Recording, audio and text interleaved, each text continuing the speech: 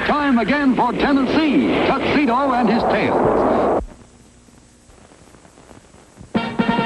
Come on and see, Tennessee Tuxedo. See. Tennessee Tuxedo. We will be parachuting for your pleasure, sailing seas in search of treasure, anything so he can measure up to man. That's Tennessee Tuxedo. A small penguin who drives a tan tuxedo, though he may fail. As he rides for fame and glory, still he tries in each new story tale.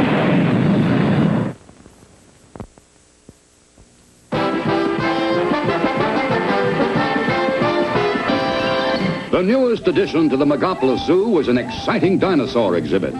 And to Stanley Livingston, keeper of the zoo, the dinosaur exhibit was like his own personal possession. Now remember, Tennessee, I have to be gone all afternoon. And if anything happens to the dinosaur, I'll hold you and Chumley responsible. What's there to worry about, Stanley? What could possibly happen? Something always happens when you're around, but not this time. If this dinosaur exhibit isn't exactly the same when I get back, you and Chumley will be scrubbing pots and pans for a year. Ridiculous, eh, Chumley? It's a shame the way Stanley gets those silly ideas into his head. Yeah, who would want to steal any old dinosaur bones? Exactly. Who would want old bones? Stanley has nothing to worry about.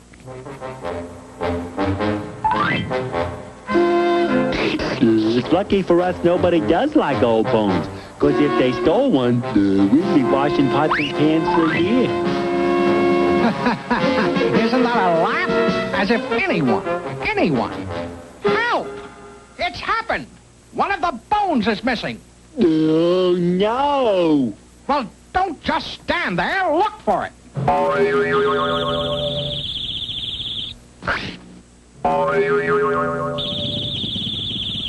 And while our friends were busily searching for the missing dinosaur bone, Howler was busy hiding it.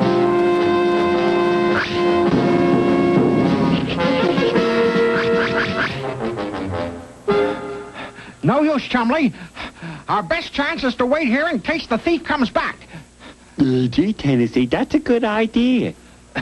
You guard the back door and I'll guard the front.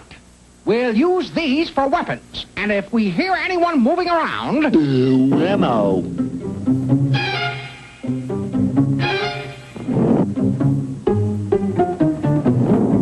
A noise. That must be the thief. I think I heard something. Maybe the robber.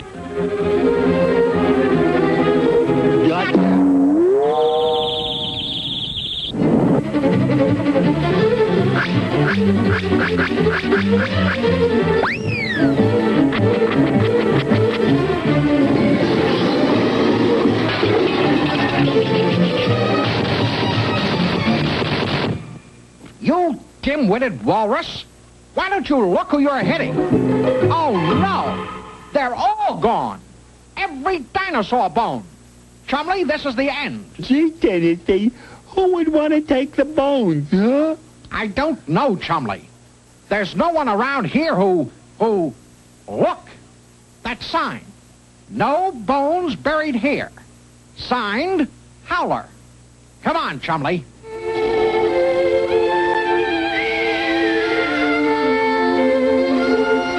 Howler? All right, Howler. Start digging. We want those bones.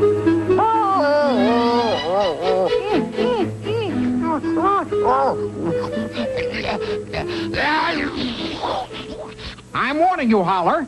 Either give back those bones or you're out of the zoo.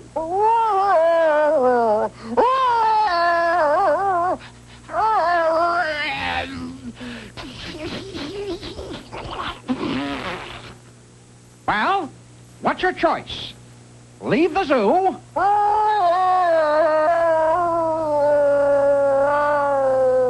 or give back the bones.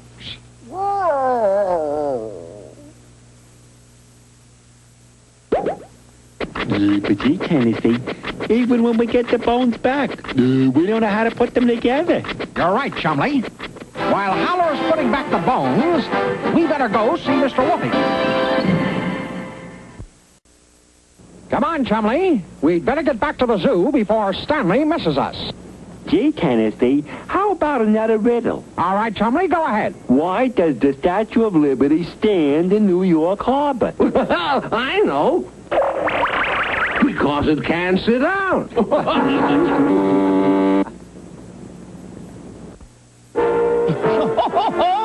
You're interested in dinosaurs, eh? Well, now, that's a very big subject. You can say that again. Well, yes, of course, no one has actually ever seen a dinosaur. They disappeared about 60 million years ago, long before there were people on Earth. Then how do we know there were any dinosaurs, Mr. Whoopi? We know, Chumley, because of the scientists who search for ancient footprints and who dig for bones. Through their work, we have learned that there were more than 5,000 kinds of dinosaurs. Zowie! Oh, some were small, some were medium-sized, and some were giants. And the largest were larger than any other animals that ever lived on land. Gee, Mr. Whoopi, they look ferocious. Well, actually, some were very gentle beasts. The Brontosaurus and Diplodocus, for example, were gentle as cows. They ate nothing but plants. But some of the dinosaurs were ferocious flesh eaters. Probably the most terrible of all was the Tyrannosaurus. It was 18 to 20 feet tall and had teeth several inches long. It walked on its hind legs and used its sharp claws on its front feet to help kill other animals.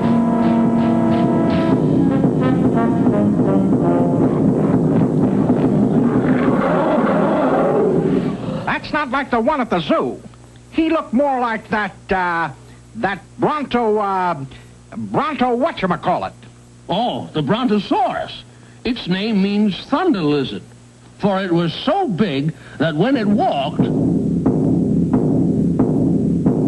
it made a noise like thunder.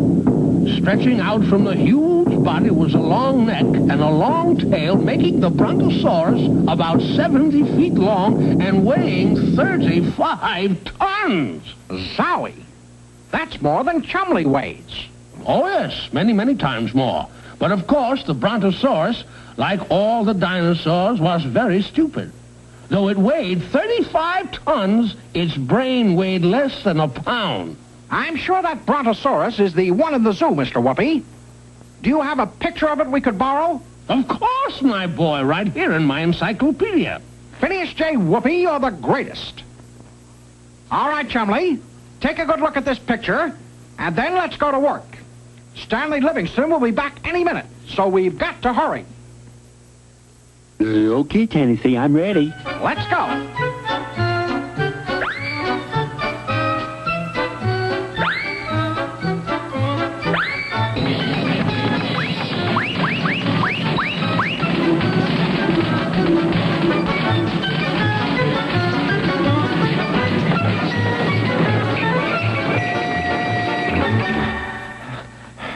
Well, there it is, Chumley. Let's just check it against the picture. Gee, Tennessee, something looks wrong. Yes, it does. I've got it. We've put the tail where the head ought to be. And the head where the tail would it be? Right.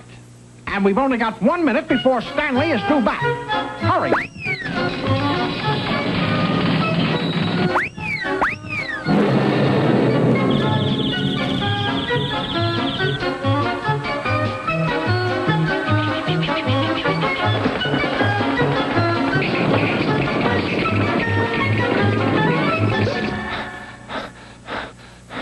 Finished. A perfect job. And just in time, too. Well, I see you boys managed to keep everything in order. And it's lucky for you. I told you, Stanley. There was nothing to worry about. Yeah, not a thing to worry about.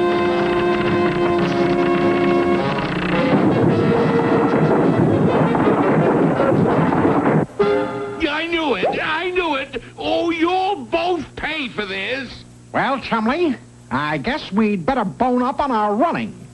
Old Fossilhead is on the warpath again. Come on.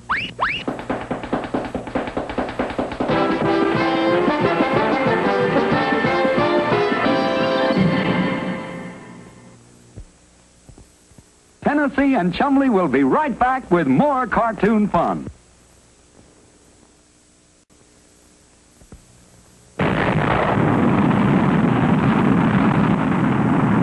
Here's the riddle. What is it that is even smarter than a talking horse? What is it that is even smarter than a talking horse? I know. A spelling bee. Get it? 1,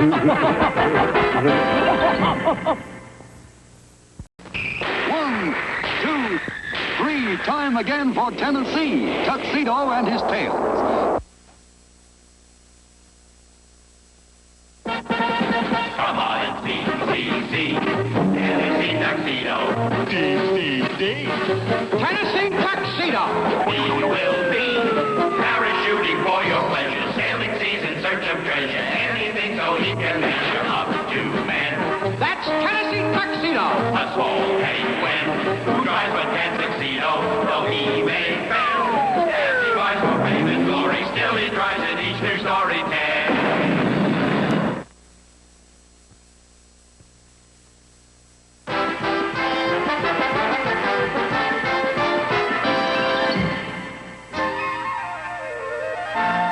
Well, Chumley, the garbage truck should be along any minute now. Let's get back to our house. Okay, Tennessee. You want I should bring along this newspaper? Good idea. I haven't seen a paper in... Zowie, look at that picture.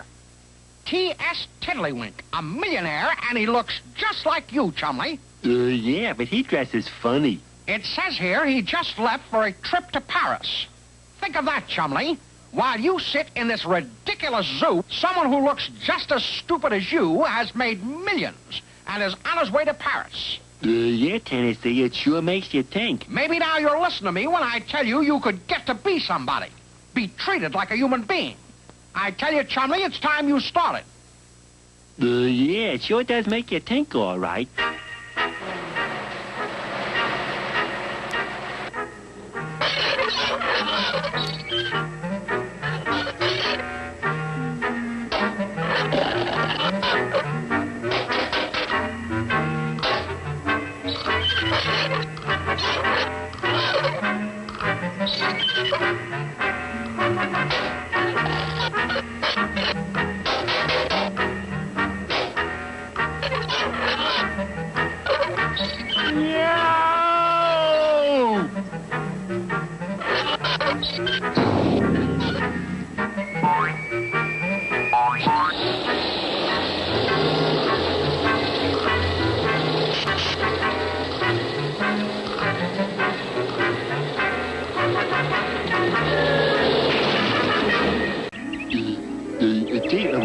Where am I?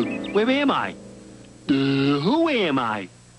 I don't know who I am. Mr. Tiddlywink, what are you doing here, sir? Mr. Tiddlywink?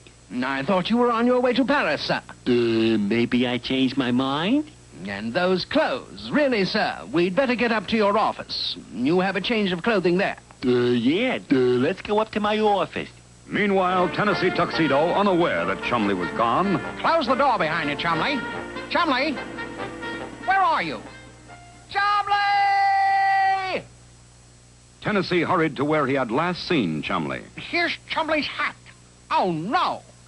The garbage truck must have picked up Chumley instead of the last garbage can.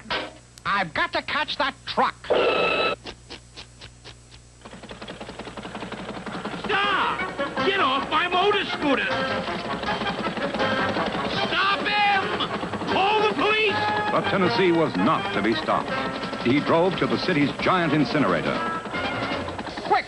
Has the truck come in from the Megapolis Zoo? Yeah, Bud. Where's the garbage they brought in? Right up there, Bud. But there's nothing up there but smoke. That's it, Bud. All boined up in the incinerator.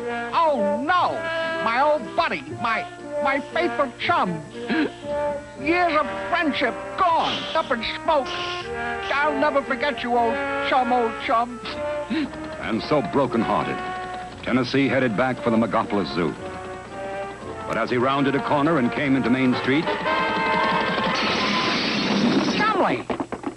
Chumley! I thought you were gone. Gone forever. I beg your pardon, little penguin. I do believe you have made a mistake. Mistake? What's wrong with you, Chumley? And where did you get those clothes? Please, little penguin, let go of me. Take your filthy hands off Mr. Tiddlywink. He's not Tiddlywink, he's Chumley.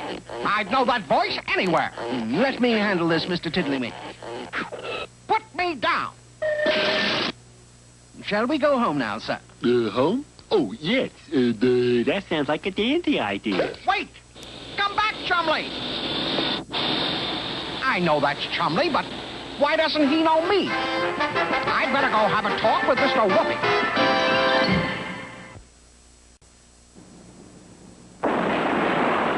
Hello, boys. Hi, Mr. Whoopi. I've got a riddle for the three-dimensional blackboard. The 3D BB knows all. What has 6 feet, 1 tail, and 4 ears?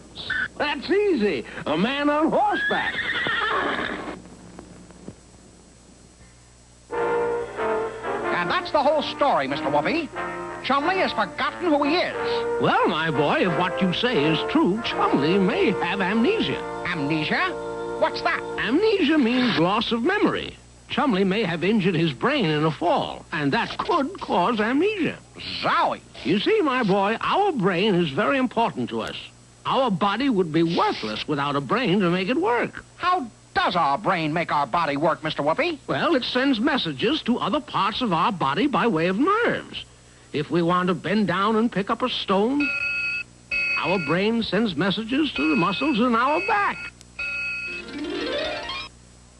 And then it sends messages to our arm and fingers so that we can reach and pick up the stone. Zowie. The brain must really be complicated. Oh, it is, my boy. Of course, in the case of Chumley, or walrus, the brain is not so complicated as it is in human beings. But it is similar. Let's take a closer look at the human brain. It's divided into 3 parts. First, there is the medulla. This part of the brain controls breathing and the beating of the heart. I see. The medulla. That's right. And the next part of the brain is the cerebellum. This helps to make our muscles move smoothly. I've got that. The cerebellum. But the largest part of the human brain is the cerebrum. The cerebrum is the part which makes us able to smell and see and hear. See and hear? But what about our eyes and ears? Don't they do that? My boy, even with the finest eyes and ears in the world, we couldn't see or hear at all without the cerebrum. And this is also the part of the brain which lets us remember. Remember? Then that must be the part that got hurt in Chumley's head. And that's why he can't remember. Exactly. But what can I do, Mr. Whoopi? How can Chumley get back his memory? Well, it might come back by itself in time, or another accidental blow on the head might bring back his memory. But the best thing you can do is to get him to the Megapolis Zoo Hospital. They'll know how to help him. Phineas J. Whoopi, you're the greatest. And so it was that Tennessee, after finding out where Mr. Tiddlywink lived, arrived at the palatial Tiddlywink mansion. Yes? No, it's you again. See here, you. I've come to take Chumley, Mr. Tiddlywink, to the Megapolis Zoo Hospital. Now, out of my way. It is my observation, my dear fellow, that you're the one who needs a hospital. Me? Why, there's nothing the matter with me. No, but I have a rather strange feeling, my dear fellow, that there is going to be. This is a dangerous job, but Tennessee Tuxedo will not fail. Sooner or later, Chumley has got to come out of that house. And when he does... I believe I shall take a walk. Now, take it easy, Chumley. This is for your own good. Gee, Penguin, you're making an awful mistake. I am T.S. Tiddlywink. My chauffeur has told me so. Quiet, Chumley. They'll fix you up at the Megapolis Hospital. But when our heroes reached the gates of the Megapolis Zoo, There he is! Stop him! Get my motor scooter! Look out, Penguin, you're going to hit that tree.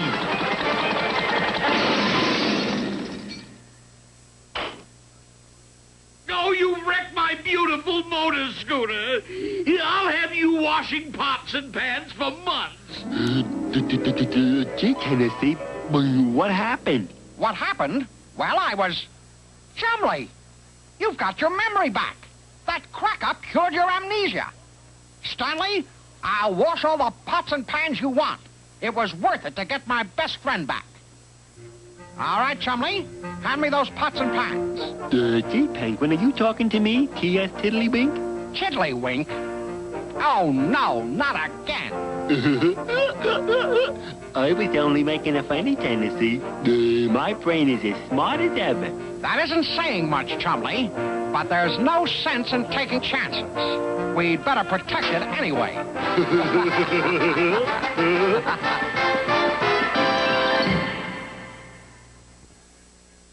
Tennessee and Chumley will be right back with more cartoon fun. 1, 2, 3, time again for Tennessee, Tuxedo and his tails. Come on and see, Tennessee Tuxedo. Tennessee Tuxedo! We will be parachuting for your pleasure, sailing seas in search of treasure, anything so he can measure up to men. That's Tennessee Tuxedo! A small penguin who drives a tan tuxedo, though he may fail. As he rides for fame and glory, still he tries in each new story tale.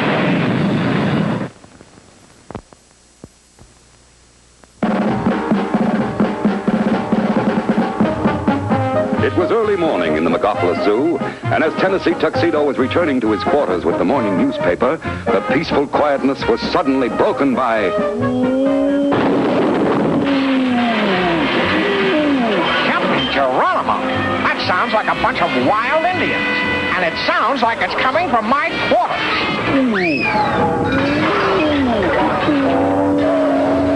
That is my place, and somebody's wrecking it.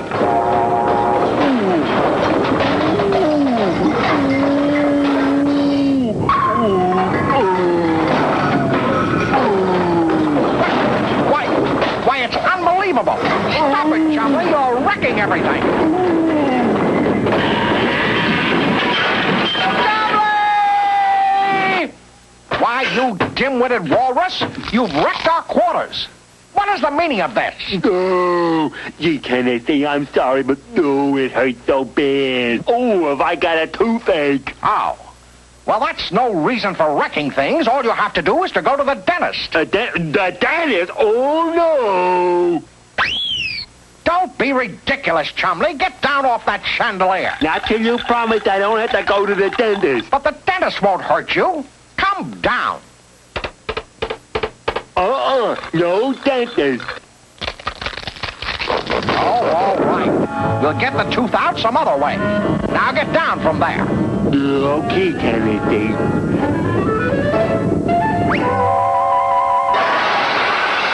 Gee, Tennessee, I came down fast, huh? Why, you dim-witted... My tooth, remember my tooth. Please don't hurt my tooth. All right, Chumley, we'll get rid of that tooth once and for all. Gee, Tennessee. Ooh, what you gonna do to me? Very simple, Chumley. One end of the string is tied to your bad tooth, the other end to this doorknob. Now, you brace yourself firmly, and all I do is slam this door, and presto, your aching tooth will be gone. You sure nothing can go wrong? Of course not. Tennessee Tuxedo will not fail. Now, get ready. I'll just slam this door and... Hey, Chumley, what are you doing there, huh? Why you got that funny string hanging out of your mouth? Why have you, huh? Why? Obviously, we have to use a different approach. This heavy cord should do it. What do I do, Tennessee? Just brace yourself against the door frame. I'll go out and tie the other end of this cord to that tree. Now, don't do a thing till I give you the signal. Oh, boy, I sure do hope this works. All right, Chumley, brace yourself firmly. When I let this tree go, it will pull your tooth right out. Okay, here goes.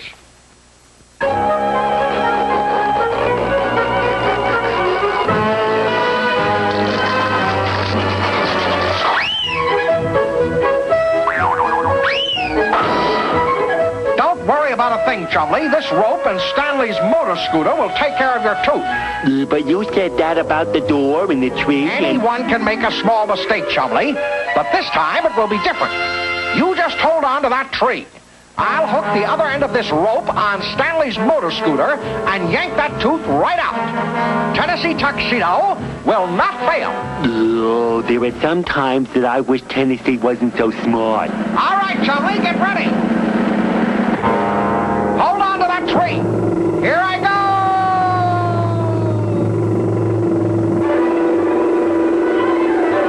Hang on, Chumley. Something's got to give any minute now.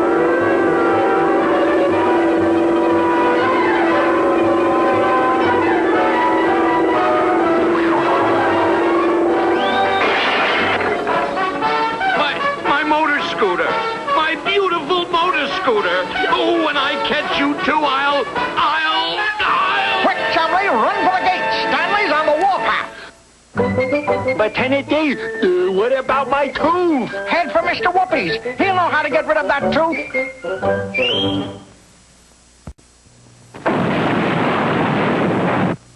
Hello, boys. Hi, Mr. Whoopi. I've got a riddle for the three-dimensional blackboard. The 3D BB knows all. Okay, what has a foot at each end and another foot in the middle? That's easy. A yardstick.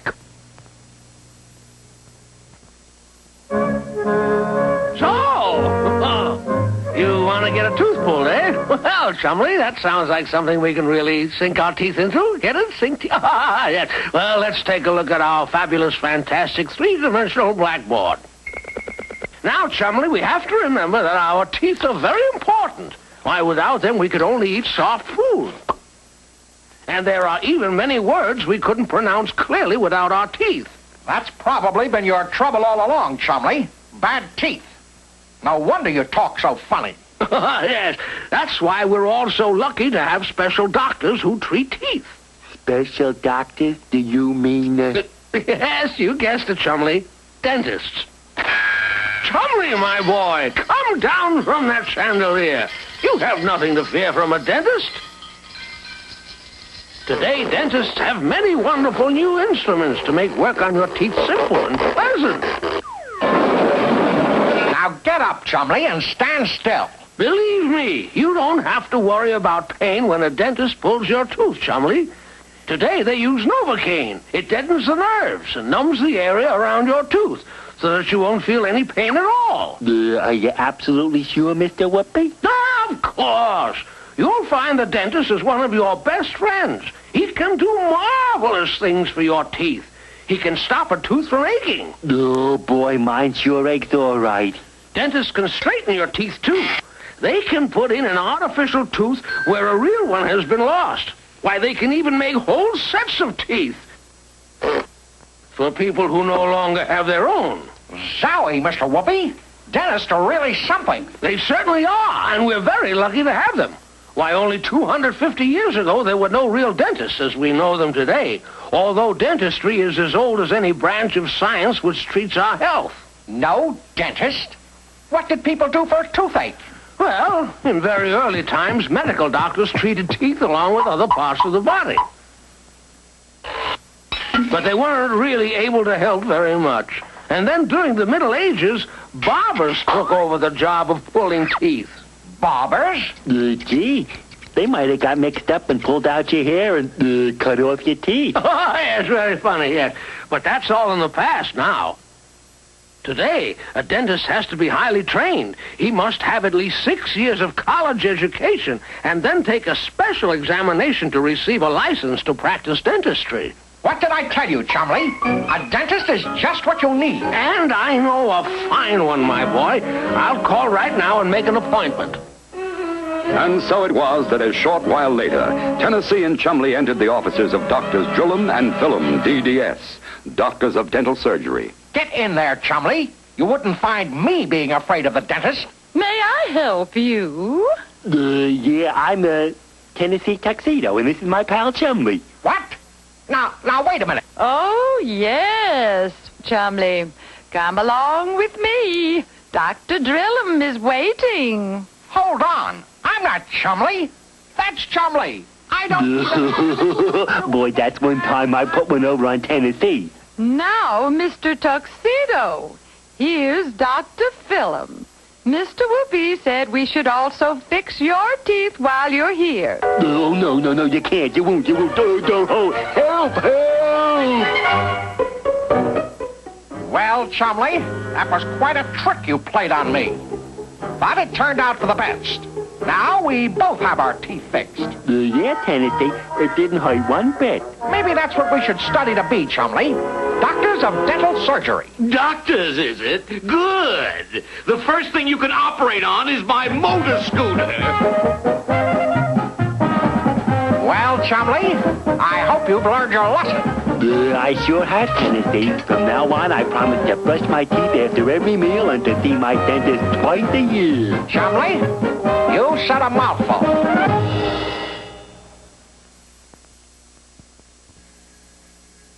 Tennessee and Chumley will be right back with more cartoon fun.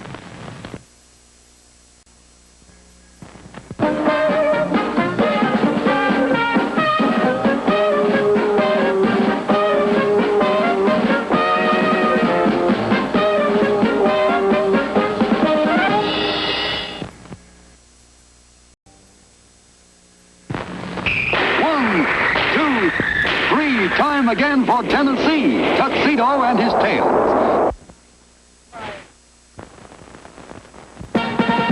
Come on and see. Tennessee Tuxedo. Tennessee Tuxedo. He will be parachuting for your pleasure, sailing seas in search of treasure, anything so he can measure up to man. That's Tennessee Tuxedo. A small penguin who drives a tuxedo, though he may fail. As he rides for fame and glory, still he tries in each new story tale.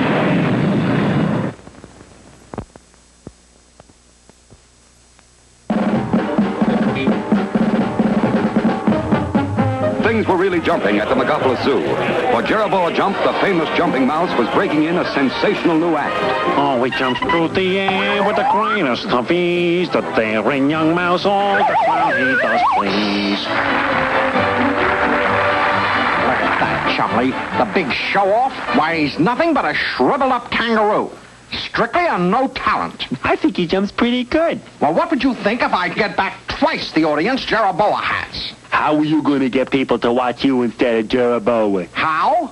By becoming the most famous penguin in the world. Hey, that's a great idea.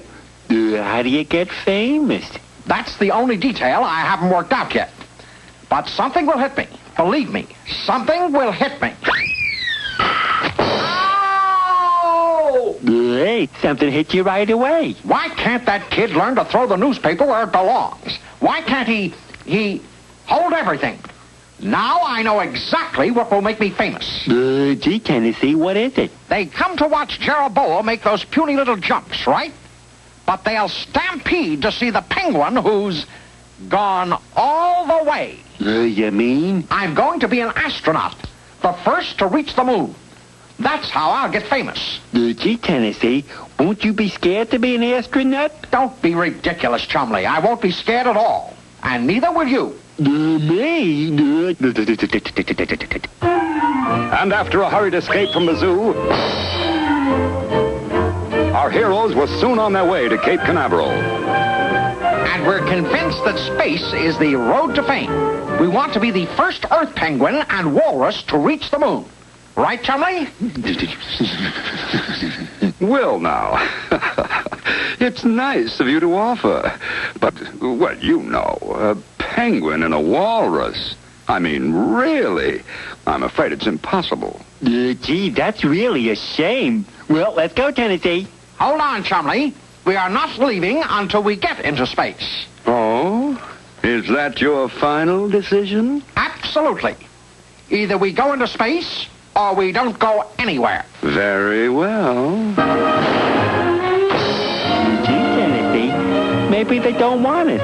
We'll show them, Chumley. We're going back to the zoo and get Stanley Livingston to start his own space program. So naturally, Stanley, we thought of you. Picture it. Your face in all the papers. Director of Megapolis Zoo starts moonshot program. And we'll let you put us in the driver's seat. I wouldn't trust you to drive a tricycle. Now get out and stay out. Now, hold on, Stanley. Think of the publicity. Think of the... now, hold on, Stanley. Stan, baby. Tennessee. Good boy. Looks like he's unconscious. He's really down for the count. Down for the count. Down for the count. Down for the countdown. Ready for the countdown. Ready for the countdown. All right, let's get ready for the countdown.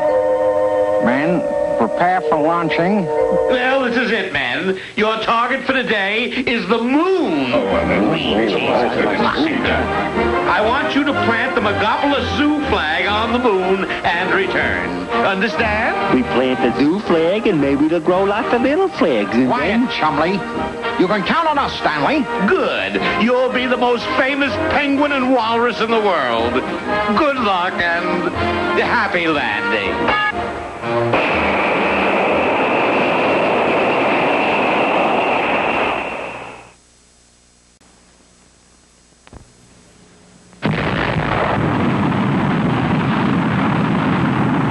Here's the riddle.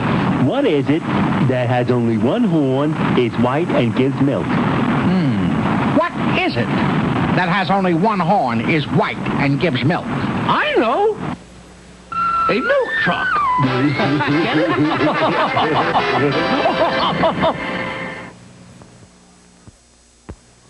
All right, Chumley, set course for the moon. Okay, Tennessee. Which way is the moon? Which way?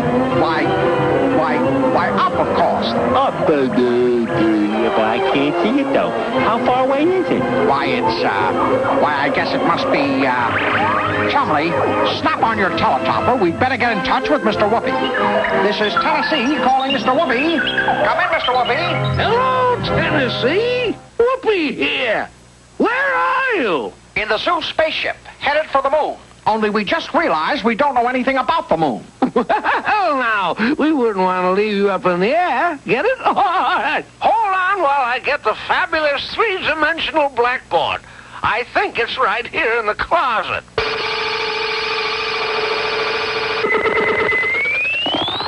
I guess he found it. Turn up your view scope and we'll see what the 3D BB can tell us about the moon. Okay, Mr. Whoopi.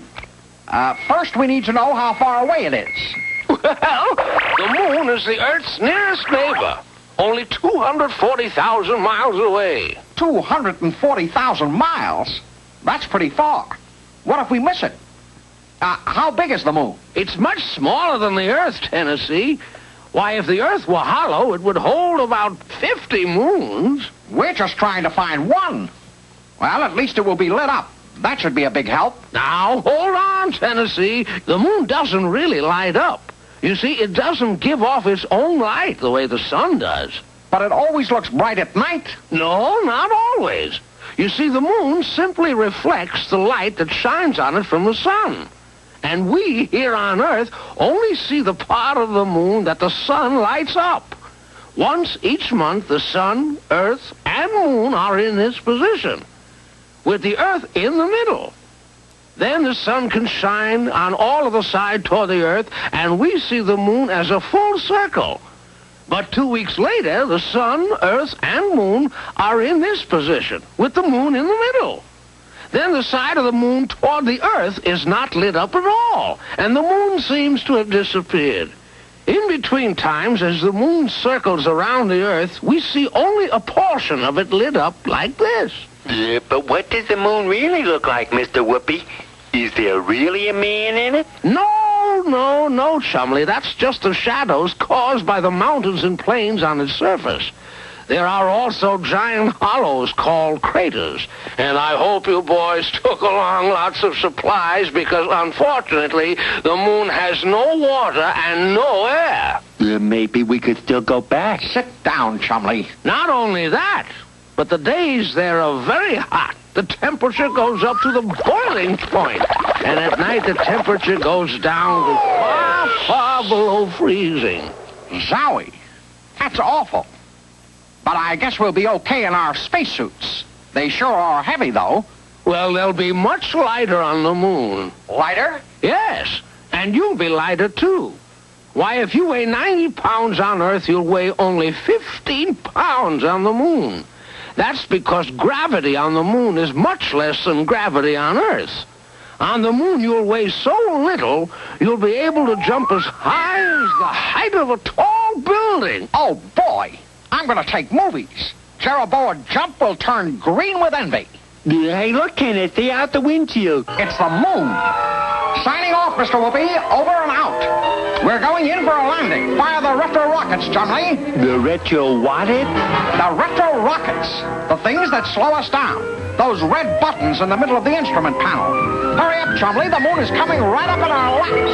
I pushed all the buttons, Kenneth, and nothing happened. We're going to crash. We're going to hit the moon. Abandon ship. Get ready to jump. Get ready to jump. Get ready to jump. Get ready to jump. Jump. Jump. Jump. Jump. What happened? What are all those people laughing at? They're laughing at you, Kenneth. Boy, you sure were funny when you were dreaming. And you got all the people watching you instead of Jeroboam Jump. Dreaming? Watching me? Well, that's a lucky break, Chumley. Because even in my dreams, my space project turned out to be a crash program.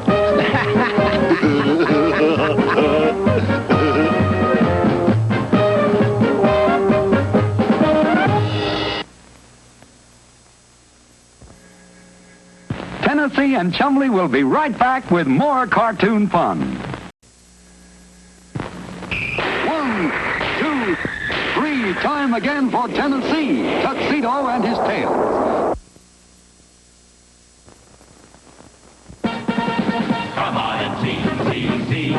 Tennessee Tuxedo.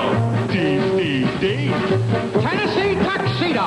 We will be parachuting for your pleasure, sailing seas in search of treasure, anything so he can measure up to man. That's Tennessee Tuxedo. A small penguin who drives a tan tuxedo, though he may fail.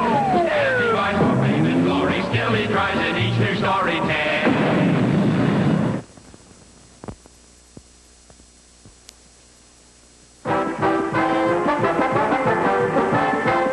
On a hot summer's day, the woods were the favorite spot for all the citizens of the Megapolis Zoo.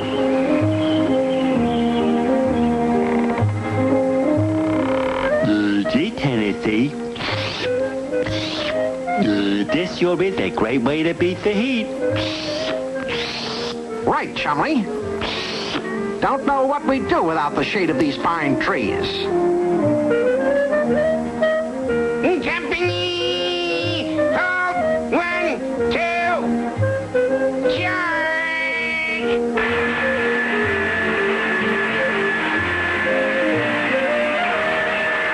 You hear something, Tennessee?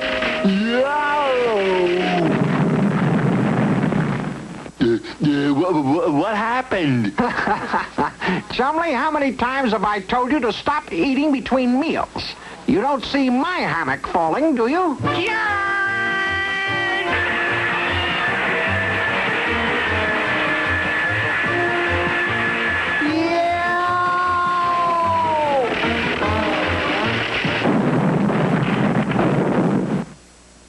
Tennessee! Where are you hiding, Tennessee? Get me out of here! What you doing in there, Tennessee? Let go of that branch and get me out of here! Okay, Tennessee. Get me out of here! What's happening, Baldy? Why's the house moving, huh? What's going on, huh? What's making it sway like this?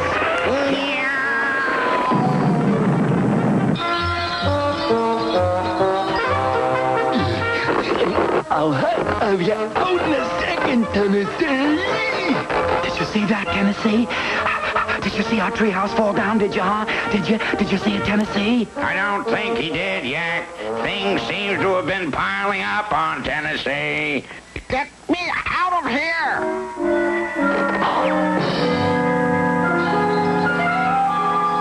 All right, men. What's going on? It's bugs, Tennessee. A whole army of bugs cutting down all our trees.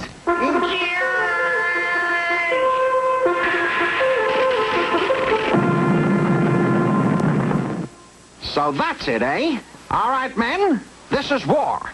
We've got to stop those bugs. But how, Tennessee? I'll tell you how.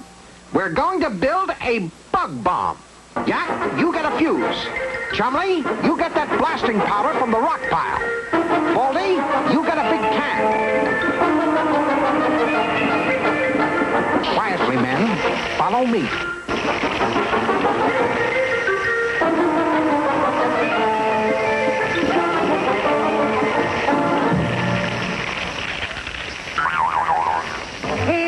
Fallen soldiers!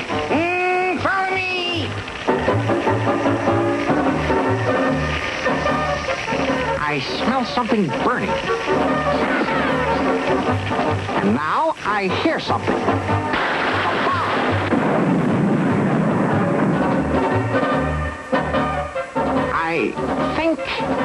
I think it's time to go see Mr. Whoopee. Tennessee Tuxedo will not fail. Tell me, Mr. Whoopee. Yes? After Chumley left home, why did his mother knit him 3 socks? Why, he wrote he'd grown another foot.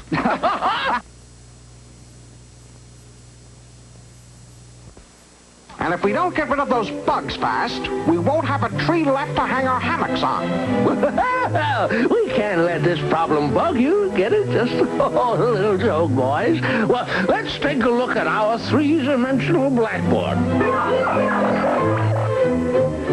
Yes, well, as you've discovered, some insects do great harm. Why, every year they destroy almost as many acres of forest as do forest fires. But isn't there anything that can be done to stop the bugs? Bugs can be killed by spraying on an insecticide, a poisonous fluid used with a spray gun. That kind of spray is called a contact spray. It kills bugs just by touching them. Gee, that spray sure is powerful. Yes, and there are other sprays that kill bugs by causing them to choke.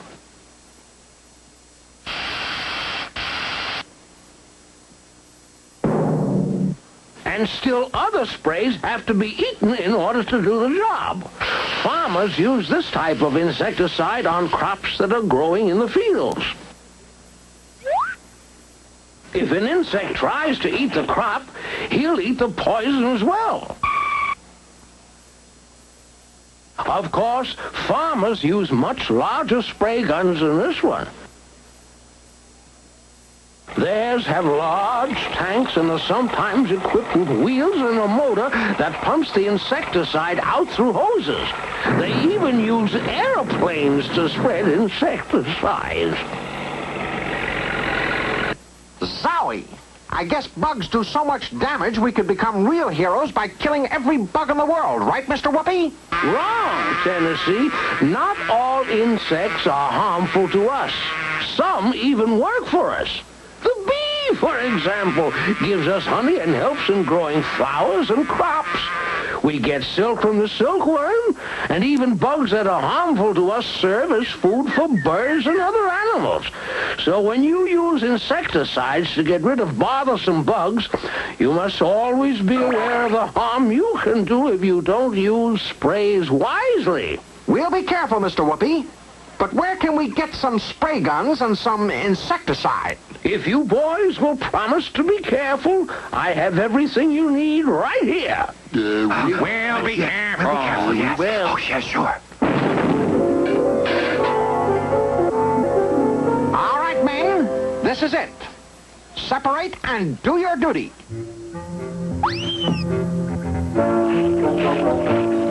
Don't make a move, Bug. You're covered.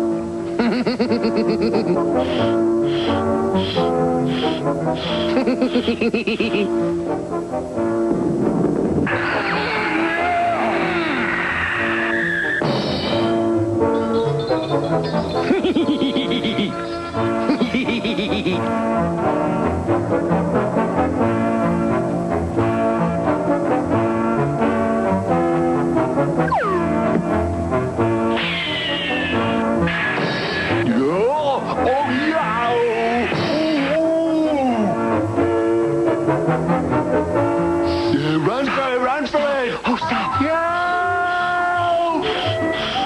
All right, men. We failed with our spray guns, but this machine is sure to do the trick. Hop aboard our spraymobile. Tennessee Tuxedo will not fail. We'll get him this time. Look out, Bugs. Look out. Here we come.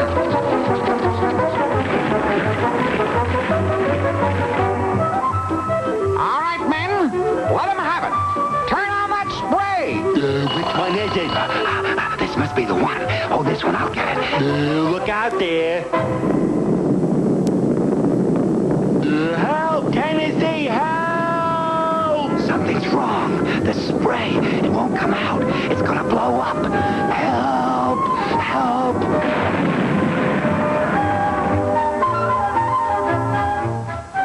We did it, Tennessee. They're gone. Every single bug. Sure, Chumley, sure. Every single bug is gone. But because of you and Yak, every tree is gone, too. You dimwits, where'll I hang my hammock? I've got an idea, Tennessee. This is the life, eh, Baldy? Nothing like a hammock. Nice and shady, too, Tennessee. Who do you think makes the best tree, Yak or Chumley?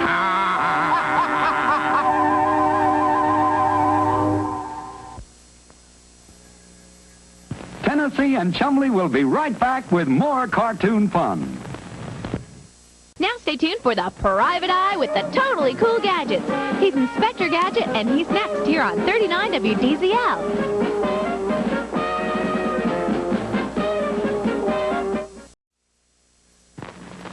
One, two, three. Time again for Tennessee, Tuxedo and his tails. Come on and see, Tennessee Tuxedo. Tennessee Tuxedo. We will be parachuting for your pleasure, sailing seas in search of treasure, anything so he can measure up to men. That's Tennessee Tuxedo. A small penguin who drives a tan tuxedo, though he may fail. As he rides for fame and glory, still he tries in each new story tale.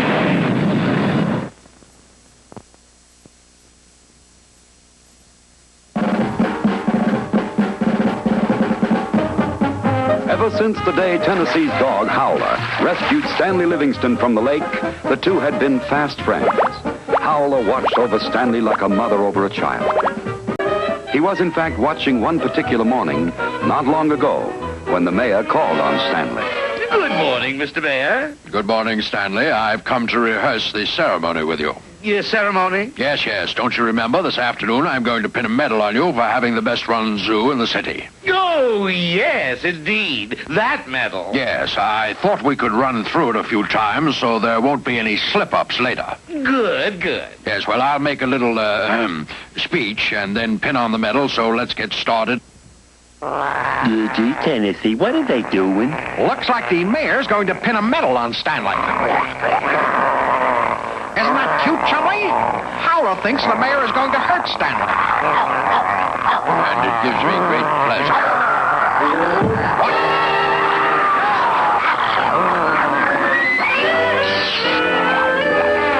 Stanley, what in thunder is a dog doing in this zoo?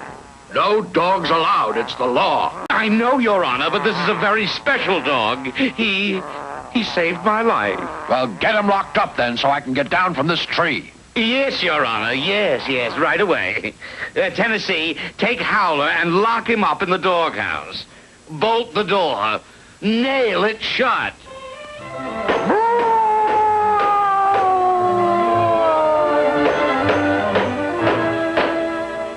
Sorry, Howler. Orders are orders. You're sure he won't come back? All safe, Mayor. We can get on with the rehearsal now. Yes. Where was I? Oh, yes. Fellow citizens, we are gathered here today to...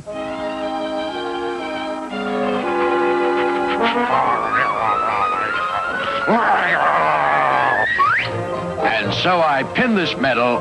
Here he comes again.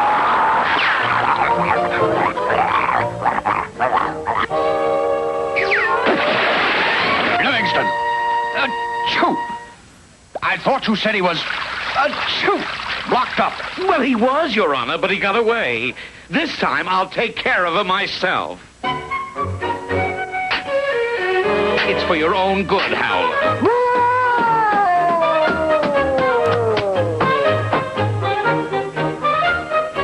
Now, shoo! Can we proceed?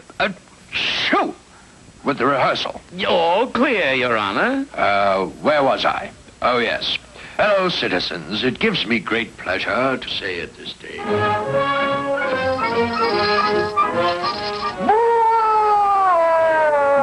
What's the matter, Howler, baby? Somebody tie you up? I'll let you go. Chumley, you didn't let him go. Yeah, Tennessee. He was... Chumley, come on. Therefore, I pin this medal. Good grief! Get him away from me! Get him away! But he won't hurt you. Is that your dog, Tennessee Tuxedo? Yes, it is. Well, get him out of here. No dogs allowed in this zoo. Please, Mr. Mayor, he's a very good dog. We'll make him behave. We'll teach him. Ha! Well, all right. Anything to get down from here. But one more time. One more time, and out he goes. Now take him away. Gee, Tennessee, we don't know how to train a dog. No, but Mr. Whoopi will. Come on, Chumley.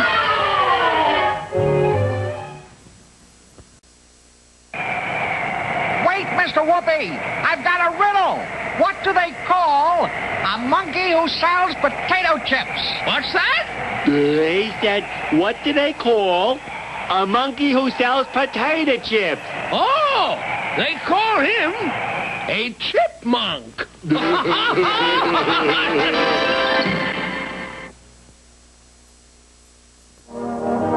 So, you wanted to give Howler obedience training, eh? Well, we'll have to bone up on that. Get it, boned? Oh, yes, I always like a little humor. How old is Howler? About 8 months, I guess. Oh, just perfect. Serious training should not begin before dogs are 6 or 8 months old. Now, the first thing to remember is that a dog learns by association. He learns to do those things which have pleasant results, and he learns not to do those things which have unpleasant results. I get it. Pat him on the head when he does right, and clobber him when he does it wrong. Oh, no. It's not necessary to hurt him, my boy, not at all. Just let him know you're displeased. Now, the most important piece of training equipment is the training collar. It is made of chain and is formed into a slip loop, like this. When the dog makes a mistake, you give a quick tug to the leash. The chain tightens around the dog's neck just for a second, and he knows he's been corrected. Oh, here, let me demonstrate with my dog, Pepper. Here, Pepper, sit. Good girl. Remember, it's very important to praise the dog after he's done something correctly. Get that down, Chumley. Praise the dog. The first thing Howler is going to learn is to heel. That means walking along on your left side, or your right side if you prefer, with his head at your knee, like this. Then we'll teach him to sit and stay and to lie down on command. Down, and finally to come when called. Come, Pepper! Oh, good girl, good girl. And then... Wait a minute, Mr. Whoopi. How long is all this going to take? Oh, well, with a little hard work, maybe a couple of months. Months?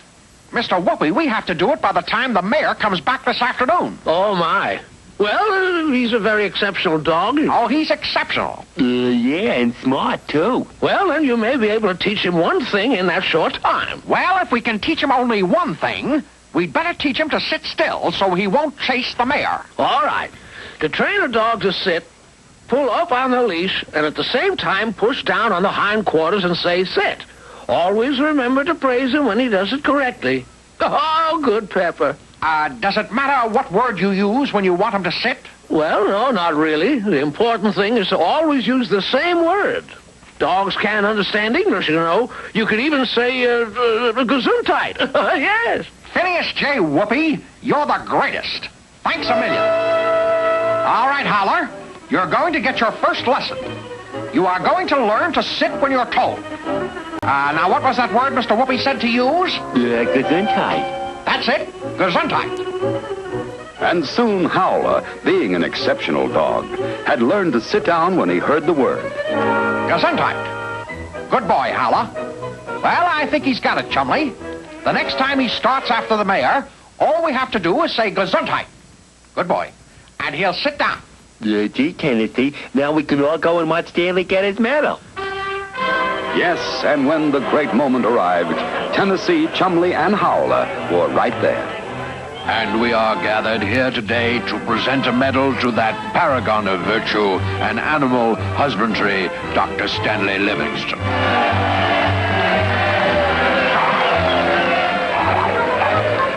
Gee, Tennessee, I think Howler's getting ready to grab the mare.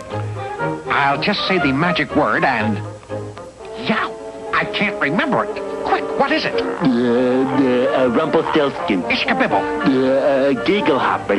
Macintosh. The Foofus. McGeefgilfolds. Therefore, as mayor of this great city, it is with great pleasure that I present this medal to Stanley Livingston.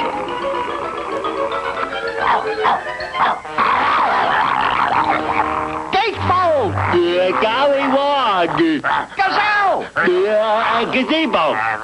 Too late, Chumley. I can't walk. Achoo! Gesundheit. Thank you. So I pin this medal on Stanley R. Livingston for having the zoo with the best behaved animals. Gee, Tennessee, Stanley finally got his medal after all. Yes, Chumley. And that medal is nothing to sneeze at.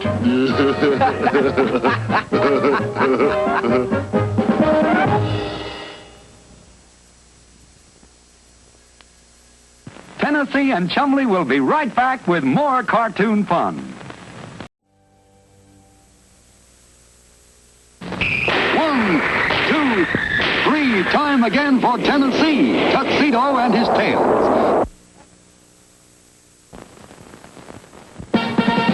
Come on and see. Tennessee Tuxedo. D. Tennessee Tuxedo. We will be parachuting for your pleasure, sailing seas in search of treasure, anything so he can measure up to man. That's Tennessee Tuxedo. A small penguin who drives a tan tuxedo, though he may fail. As he rides for fame and glory, still he tries in each new story tale.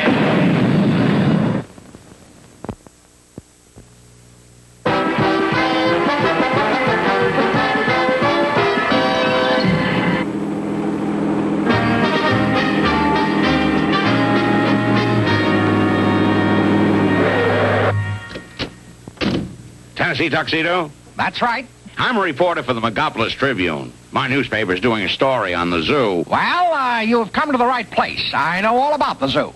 Yes. Well, we understand that there's a feud going on between you and Jerboa Jump. How come you two don't get along? I mean, what's the story? What's the story? Well, let me tell you. It all started a long, long time ago when the Tuxedos and the Jumps were neighbors back in the hills.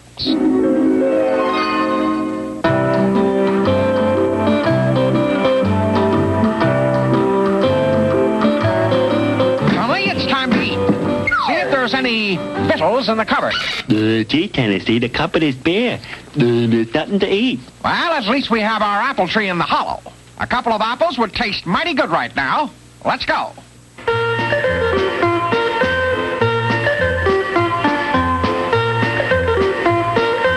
Hey, Tigers, time to eat. See what's in the cupboard. There's nothing here. The cupboard's bare. At least we have our apple tree in a hollow. Hey, a couple of apples will taste mighty good right now. Come on, let's go.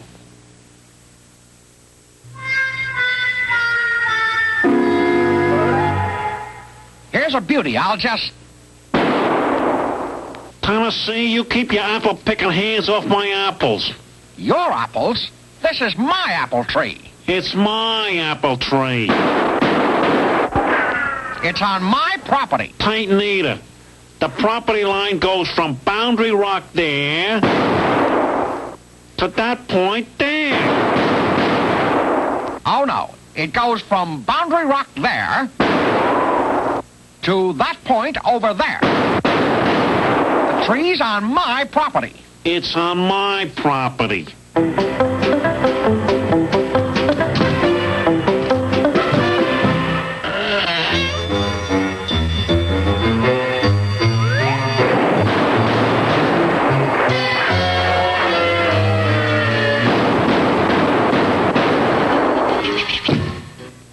Gee, Tennessee, I'm still hungry.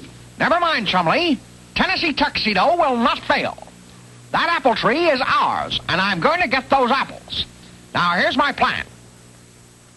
First, you go out and attract their fire, and then I'll sneak down and capture the tree. Yoo-hoo.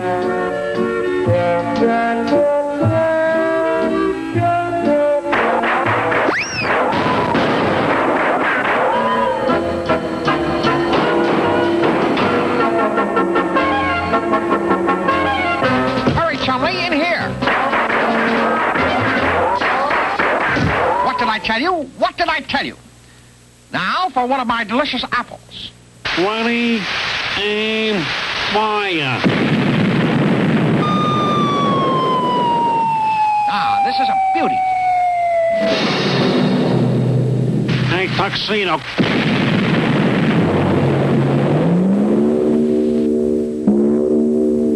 Get away from my apple tree. Gee, Tennessee, I'm still hungry. Tennessee Tuxedo will not fail. I'll get those apples. Now, here's my plan. Now, here's my plan.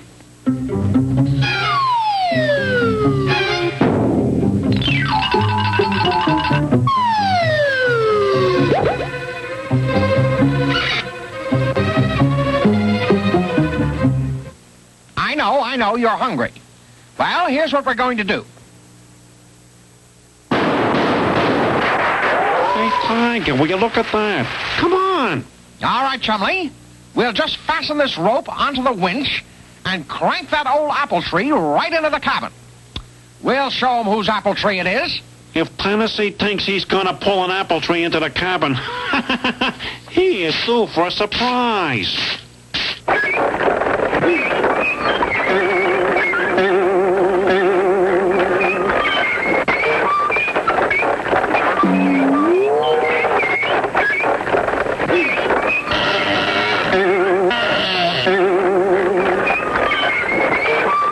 Be almost here, Chumley.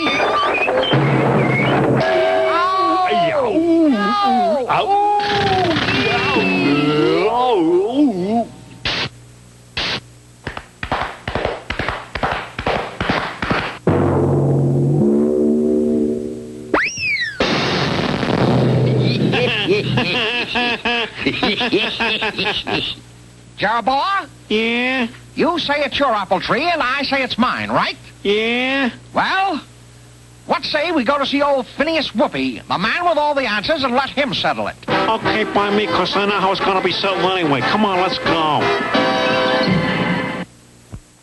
Now back to the fun. Fun Zone!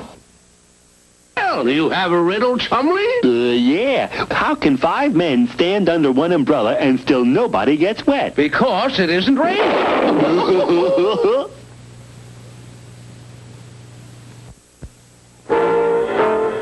Well, now, that's quite a problem. The only way to solve it is for you boys to do some surveying. Exactly what I said. We have to, what's surveying? Well, surveying is the method by which you can find out exactly where your property line is. Here, let me show you on the 3-dimensional blackboard. Surveying is very old.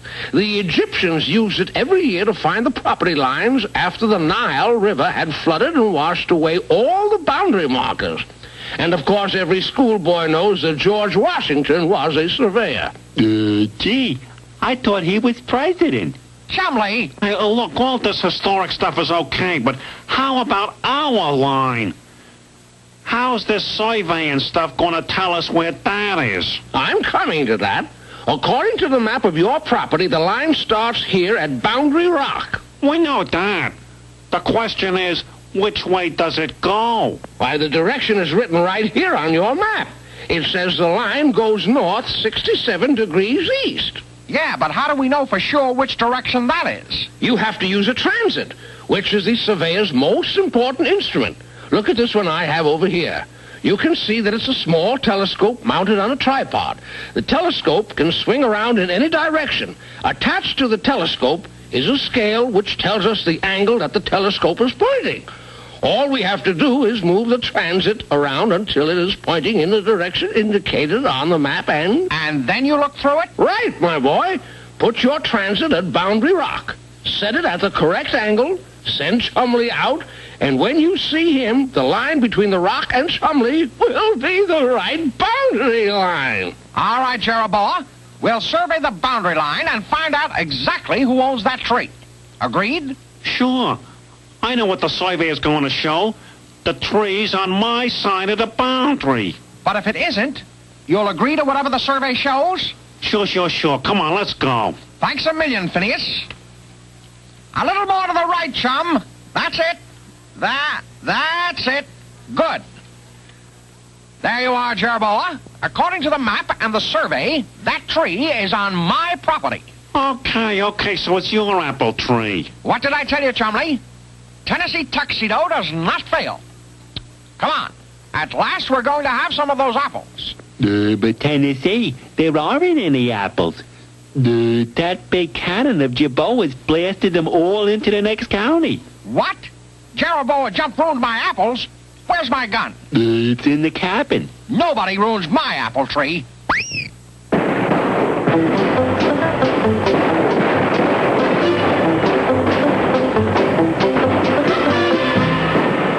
And that's how the feud between the Tuxedos and the Jumps started. And it's still going on? Yep. That Jeroboam just won't give up. Yo!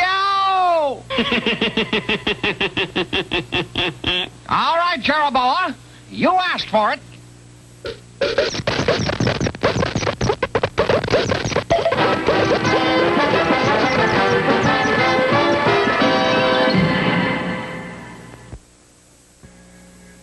Tennessee and Chumley will be right back with more cartoon fun.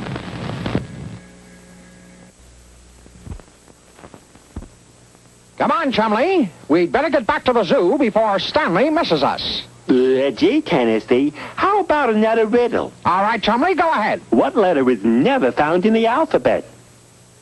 Well, I know. The letter I put in the mailbox. Yes. Come on and see. Tennessee Tuxedo. Tennessee Tuxedo. We will be parachuting for your pleasure, sailing seas in search of treasure, anything so he can measure up to man. That's Tennessee Tuxedo. A small penguin who drives but can't succeed, though he may fail. As he rides for fame and glory, still he tries in each new story tale.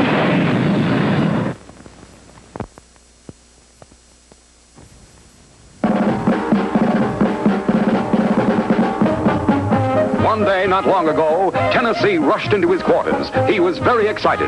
Chumley, wake up. Up.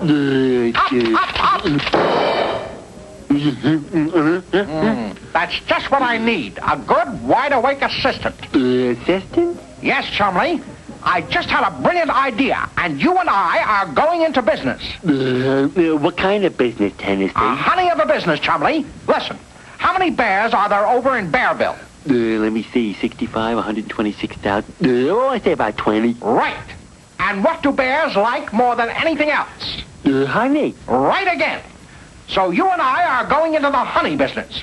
We're going to sell honey to bears. Isn't that a great idea? But just one No thing. buts, Chumley. We're going over to Bearville right now. And Tennessee had no trouble selling the citizens of Bearville. They thought it was a great idea. But Big Bill Bear, boss of all the bears, had this to say.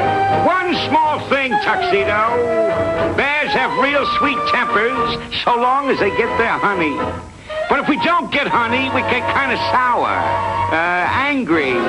Some even say nasty. Understand?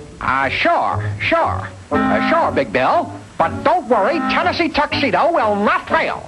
We start delivering first thing in the morning. Good, very good, very good. Gee, Tennessee, where are we going to get all the honey? Think, Chumley, think. From bees, of course. First thing we've got to do is to catch a bee. And so a short time later, Tennessee and Chumley set out on the great bee hunt. Psst, psst. There's one, Chumley. Okay, Chumley, now. You dim-witted walrus, get me out of here! After him, Chumley! There he goes!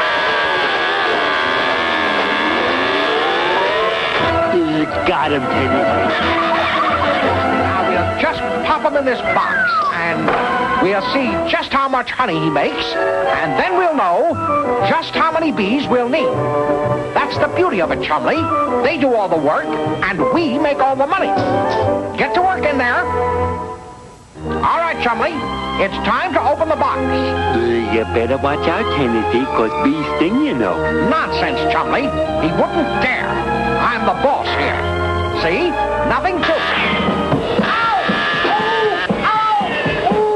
Ow! Ow! Gee, look, Tennessee. There's no honey. Not even a drop.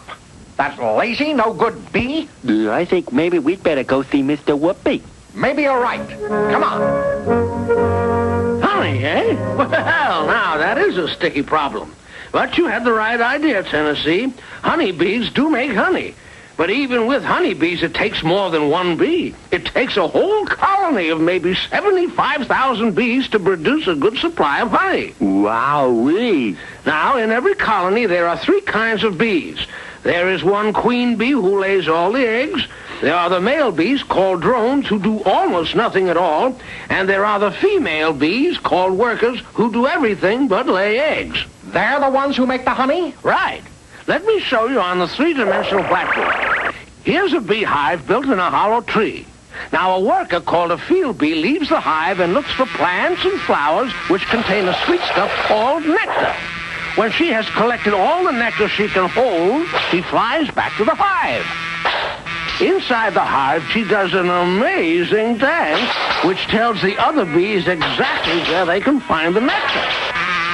While they fly off, our bee turns her load of nectar over to a house bee who stores it in a cell of the honeycomb.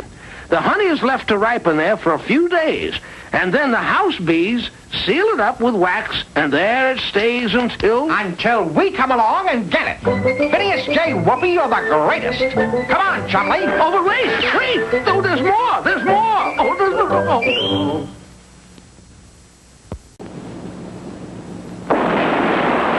Hello, boys. Hi, Mr. Whoopi. I've got a riddle for the 3-dimensional blackboard. The 3D BB knows all. What has 6 feet, 1 tail, and 4 ears? That's easy. A man on horseback.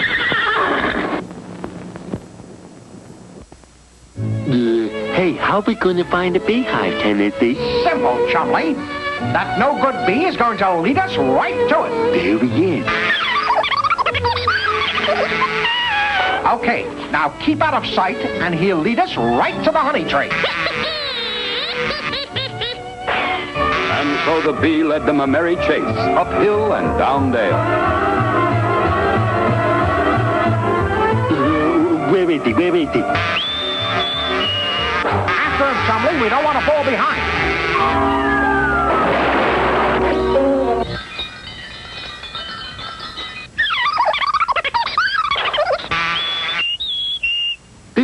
on top of that sign? Look at that. It says Honey Factory. There it is, on top of that tree. We found it, Chumley, we found it. Yeah, but how are we going to get the honey down without getting stung? Simple, Chumley. You're going to attract the bees' attention while I climb up and get the honey. How am I going to... Here, pretend you're a new kind of flower. Dance around.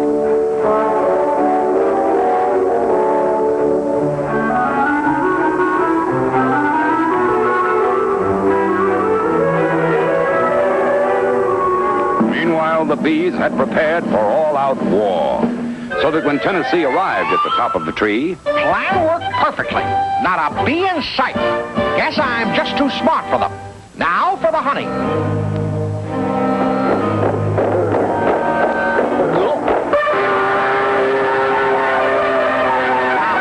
wait a minute, fellas. I just wanted... Whoops.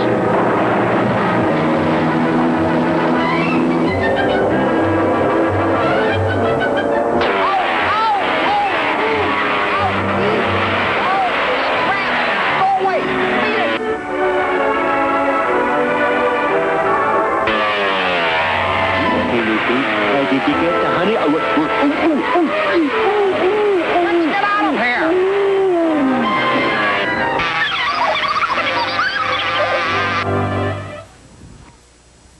But I try to warn you, boys. You shouldn't try to handle bees unless you know what you're doing. But people do gather honey. Of course, of course. But the proper equipment must be used. In the first place, people don't gather honey from the bee trees, but build special hives for their bees. Here, let me show you. The hive is a simple wooden box, like this. Inside the hive, there are frames, and in these frames, the bees use their wax to build a honeycomb to store the honey. But gee, Mr. Whoopi, why did the bees make all that honey? Why? For food. Honey is the bees' food. Oh, gee, then we'd be stealing their food. No, I don't think that's very nice. Oh, no, Chumley, no one steals their food. Bees are such marvelous little creatures that they will make much more honey than they will ever use. So smaller hives called supers are placed on top of the main hive, and soon the industrious bees have filled these up with honey for the bees and for us. Great! Great! Now, where can we get this equipment? Well, there are many places that sell all the equipment and the bees. As a matter of fact, there's one right down the road from here. Phineas J. Whoopi, thanks a million. Come on, Chumley. There we are, Chumley. Hives, supers, bees, everything. It cost us our last penny, but we'll make it up in no time selling honey to the bears. Ahem. I just dropped in to tell you guys, we won't be needing your honey. Won't need it? Why? Why? Why? Just made a new deal. We're going to buy it direct from the manufacturer. So long, fellas. Gee, Tennessee, it certainly looks like our sweet business turned sour. Yes, Chumley, we've been stung again.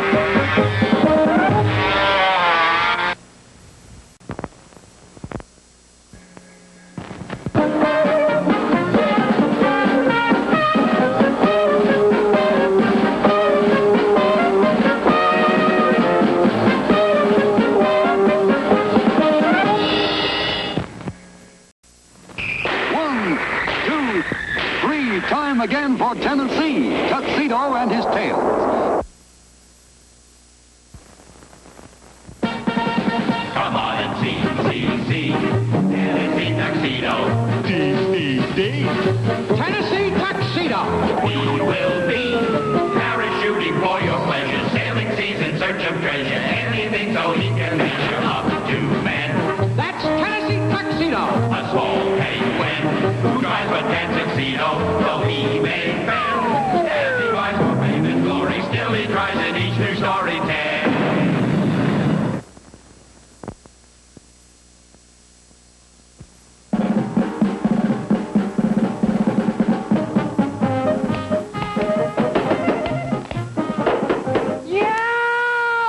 Blunky, what is that ridiculous sign you've just nailed to me? Mr. Livingston made them. I gotta put these signs up all over the zoo. Let me see that sign. Deep sea divers wanted. Apply at zoo office. Chumley? Chumley, where are you? So old Fuss Budget is looking for deep sea divers. Now I ask you, Chumley, who knows more about the sea than a penguin and a walrus? Come on, we'll get rid of all these signs so that nobody gets the job but us.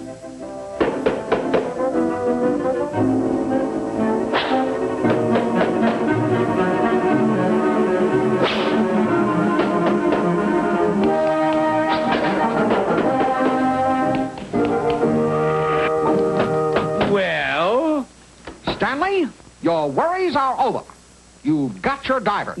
Good, good, good. I've been expecting them. Show the men in. Stanley, you're looking right at them.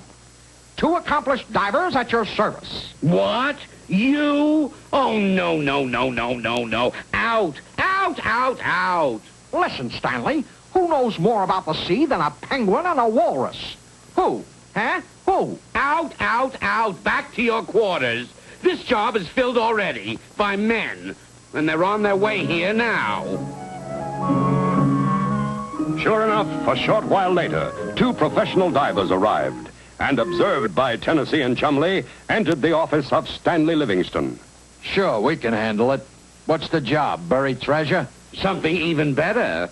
The giant clam. The giant what? The giant clam. A new specimen for our zoo.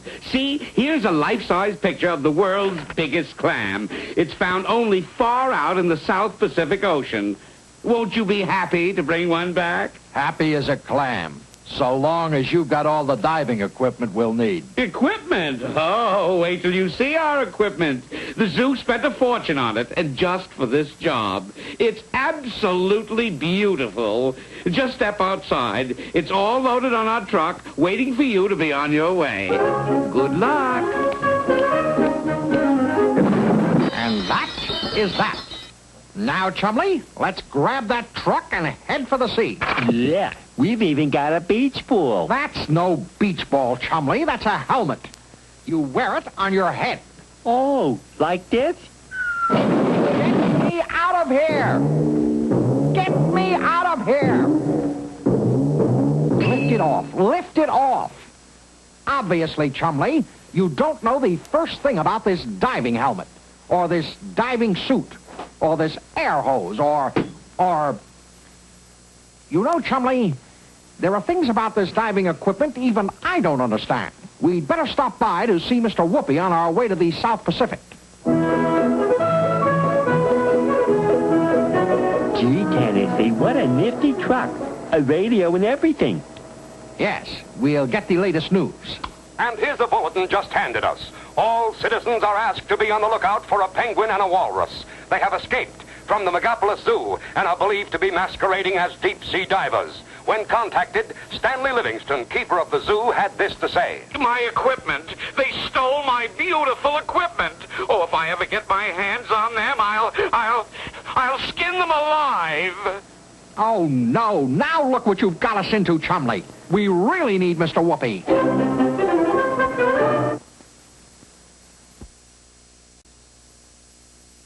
Tell me, Mr. Whoopi. Yes? Why are fish well educated? Why, naturally, because they travel in schools. So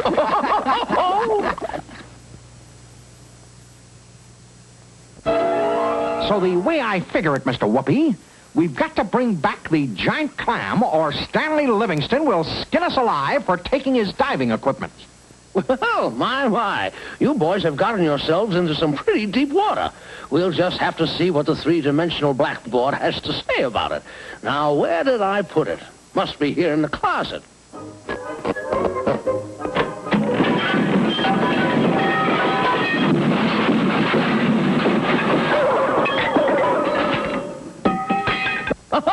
Yes, here it is.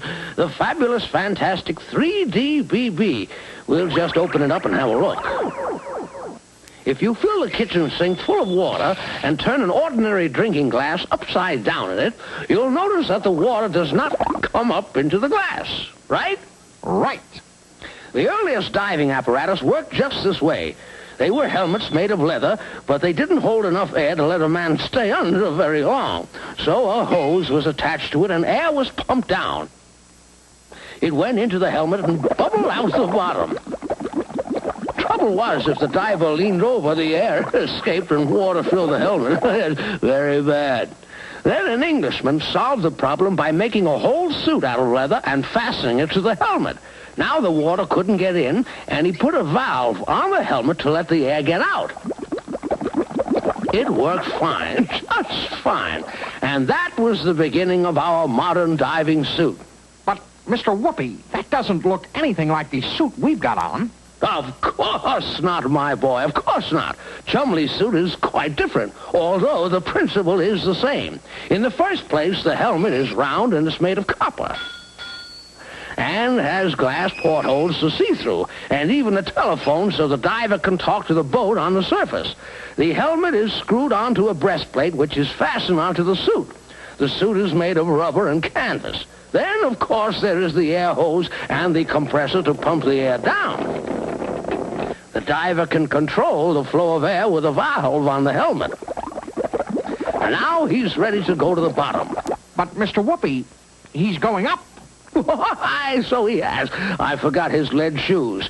With all that air in the suit, he'll float unless he has heavy lead shoes, weighing 20 pounds apiece. There we are. Now he can go down several hundred feet and work for a long time finding treasure or giant clams. Yes. Phineas J. Whoopi, you're the greatest. Several days later, after riding on trains and planes and boats, our heroes found themselves in the South Pacific Ocean, the home of the giant clam. Ready, Chumley? All right. I'll just close the porthole and turn on the compressor. There now. Chumley! Open the valve! Open the... I'll do it. There now. Get over the side. All right, Chumley. We are in telephone contact. Now, how are you doing? Uh-huh. I see. What's that? You're on the bottom already. Don't be ridiculous, Chumley. What do you mean the bottom is coming up? Chumley! You're on a whale. The back of a whale. Get off. Get off.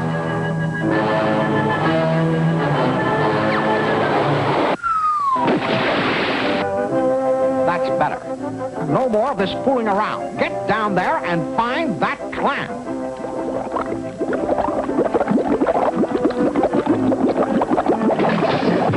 What's that? The clam found you. No, Chumley, you're excited. You mean you found the clam. Good work. No, Chumley. Tell me about it later.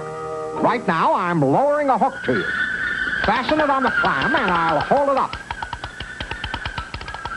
Easy. Easy. Chumley!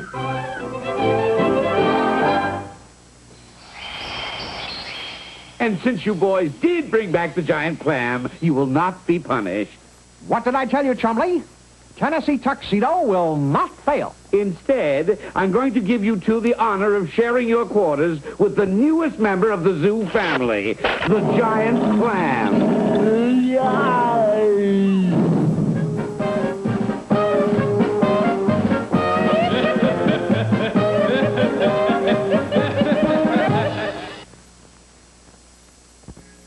Tennessee and Chumley will be right back with more cartoon fun.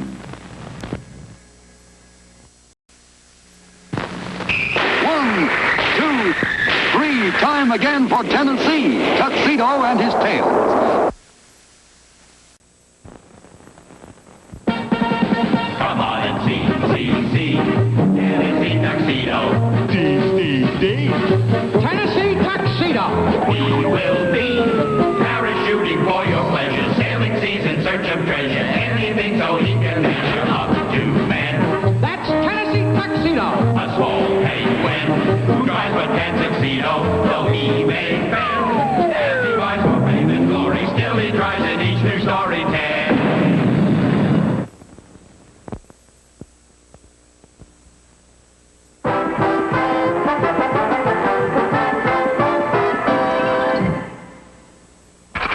Gee, Tennessee, it sure was fun trick-or-treating. It sure was.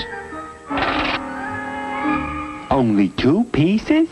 What happened to the rest, Tennessee? I guess I ate them, Chumley. Gee, Tennessee, after eating all that, you might get a stomachache and have a bad dream about witches and goblins and... Nonsense, Chumley. There are no such things as witches and goblins. I'll just have a nice nap and...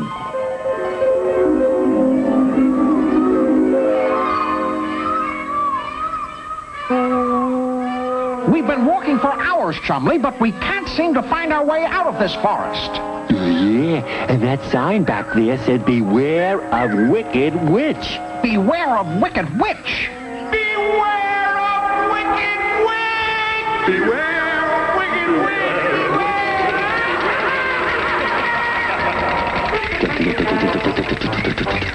Come on, Chumley.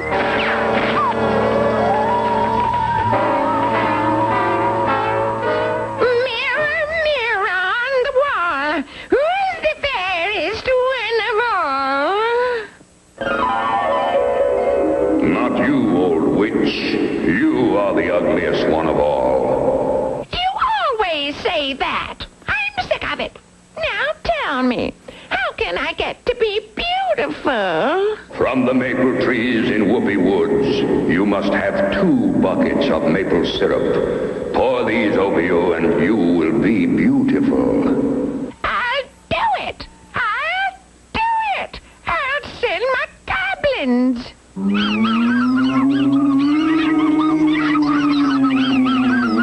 No, witch, not your goblins. The trees will let only innocent ones take their maple syrup. Innocent ones? That's impossible. How can I find anyone innocent here in the haunted forest? Maybe there's somebody in this old castle who can tell us how to get out of these woods, Chumley.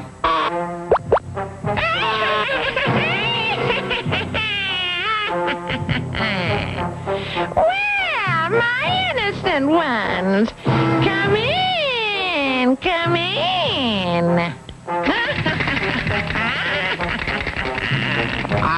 Can you tell us how to get out of these woods? Of course. Come with me to the tower room and I'll point the way.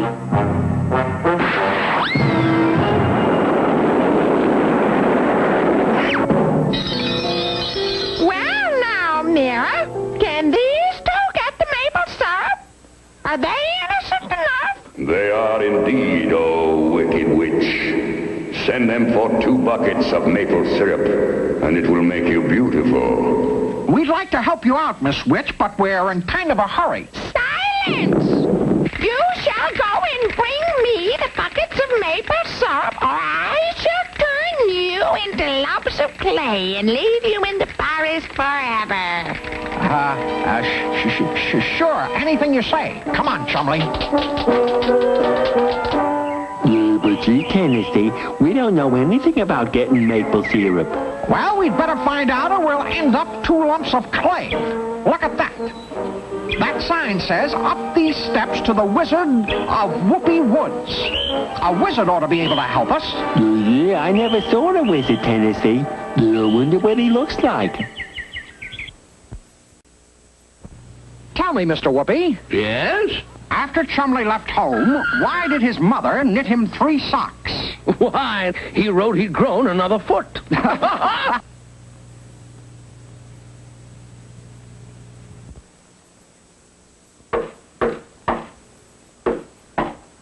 Well, boys, what can I do for you? Well, you see, there's this wicked witch, and she says we have to get 2 buckets of maple syrup, or she will turn us into 2 lumps of clay. Syrup? Well, it seems you have a rather sticky problem. Get it yet? Well, let's take a look at my fantastic, flashy, flexible, 3-dimensional blackboard. Maple syrup is made from the sap of maple trees which grow in parts of Canada, the New England states, and the Great Lakes states. Will any maple tree do? No, not anyone. There are a number of maple species that will do, but the best is the sugar maple. Get that down, Chumley. The sugar maple. That's right. People have known about the sugar maple a long time. Why, when the first Pilgrim settlers came to America, the Indians were already making maple syrup. Gee, how did they do it? The Indian got sap by cutting into the tree with his tomahawk. Then he inserted a stick to direct the flow of sap into a bowl on the ground. And that's all there is to it? Oh, no, my boy. That is only the sap. And it takes from 30 to 50 gallons of sap to produce just 1 gallon of syrup. But how do you turn the sap into syrup? Well, the Indian used to drop hot rocks into the sap. This would evaporate the water and leave the syrup. Of course, today the process has changed. Now holes are bored in the trees, and plastic tubing is inserted to collect the sap and carry it to a centrally located tank. Zowie! Yes, and then modern methods are used to evaporate the water from the sap and add special coloring and flavoring. But we don't have that kind of equipment. What will we do about the Wicked Witch? Well, boys, it just so happens that I have 2 buckets of delicious maple syrup I made from my trees last season. You're welcome to them. Wizard, you're the greatest.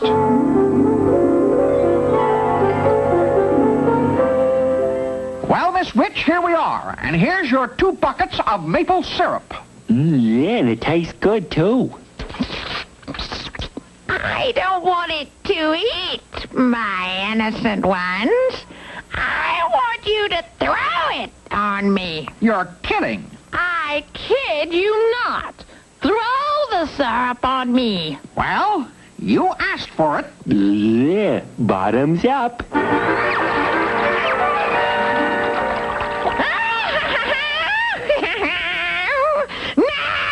look at me. Look at me closely.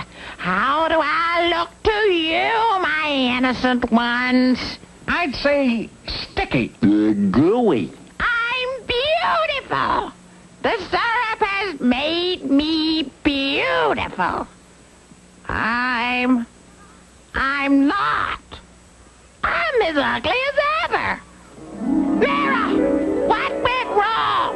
The syrup has been poured over me.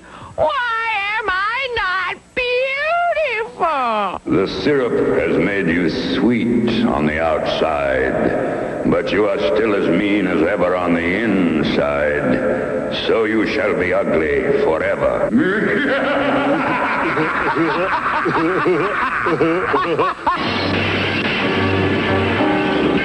That takes care of you, Mira.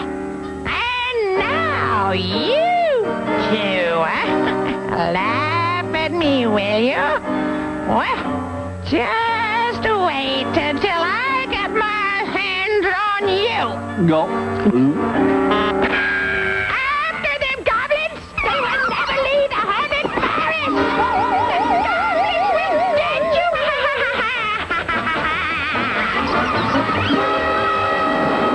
Don't! Please let us go, Witch. Please, stop. Wake up, Tennessee. What happened? Where's the Wicked Witch? You were dreaming, Tennessee. I told you eating all those goodies would give you a stomachache and make you have bad dreams. Oh, boy, what a dream. I'll never eat that much again.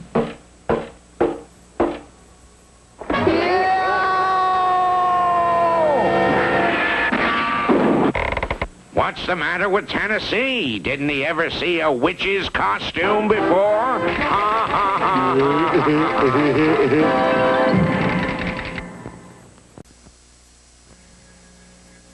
Tennessee and Chumley will be right back with more cartoon fun. 1, 2, 3, time again for Tennessee, Tuxedo and his tails. Come on and see. Tennessee Tuxedo. Tennessee Tuxedo.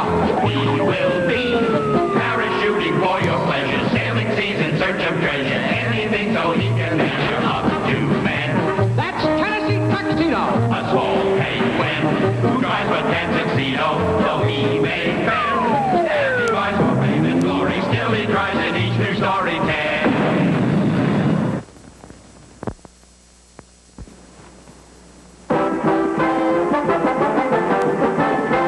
In the Megapolis Zoo, preparations were underway for the big Washington's birthday celebration. The mayor was going to make a speech, and Stanley was decorating the zoo.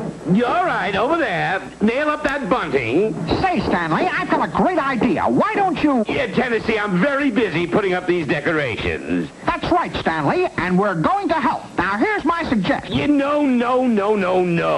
I don't need your suggestions. Now, don't bother me. Yo, hello, Mr. Mayor. Hello, Livingston. I just stopped over to see how things were going. It certainly does look nice.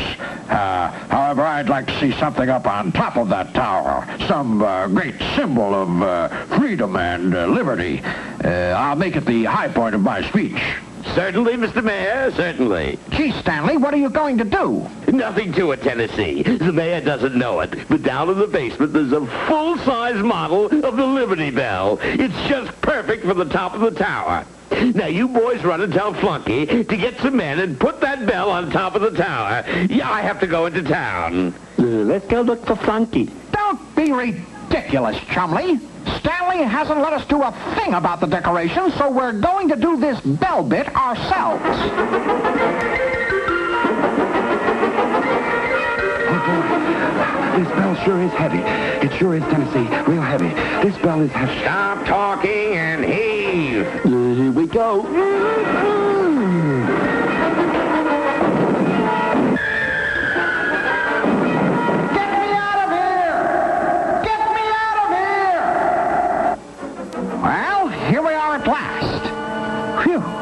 Gee, Tennessee, how are we going to get the bell up to the top? Very easily, Chumley. We're going to bounce it up. Baldy, you and Yak climb up to the top of the tower and catch the bell when we bounce it up.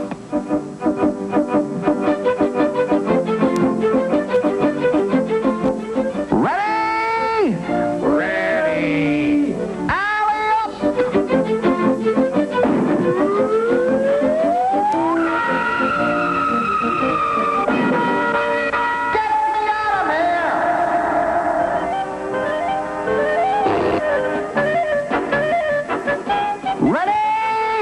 Ready. Fire!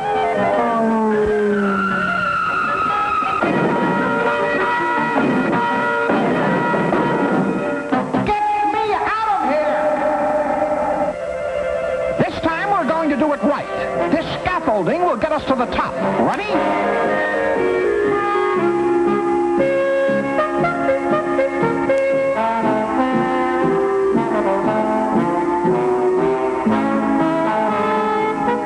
Gee, Tennessee, we're swaying awful bad. Never mind, Chumley. We're almost there. Hand it here. Hand it here. Come on, Tennessee. Come on. You just about had it. Okay, Tennessee. Stop swaying. Stop swaying.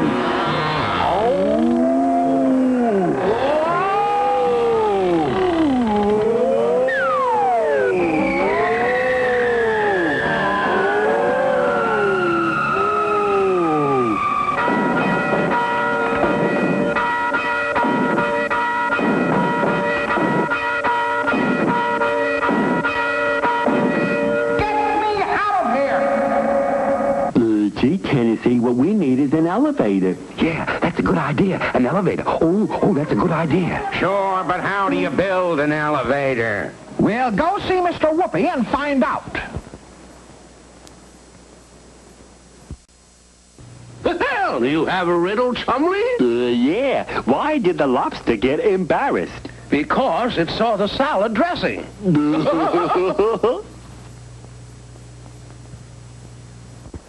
An elevator, eh? Well, I think the three-dimensional blackboard can give us all the ups and downs on that. Get it? Ups and downs. I always... well, now, where did I put the three-dimensional blackboard? Must be in the closet.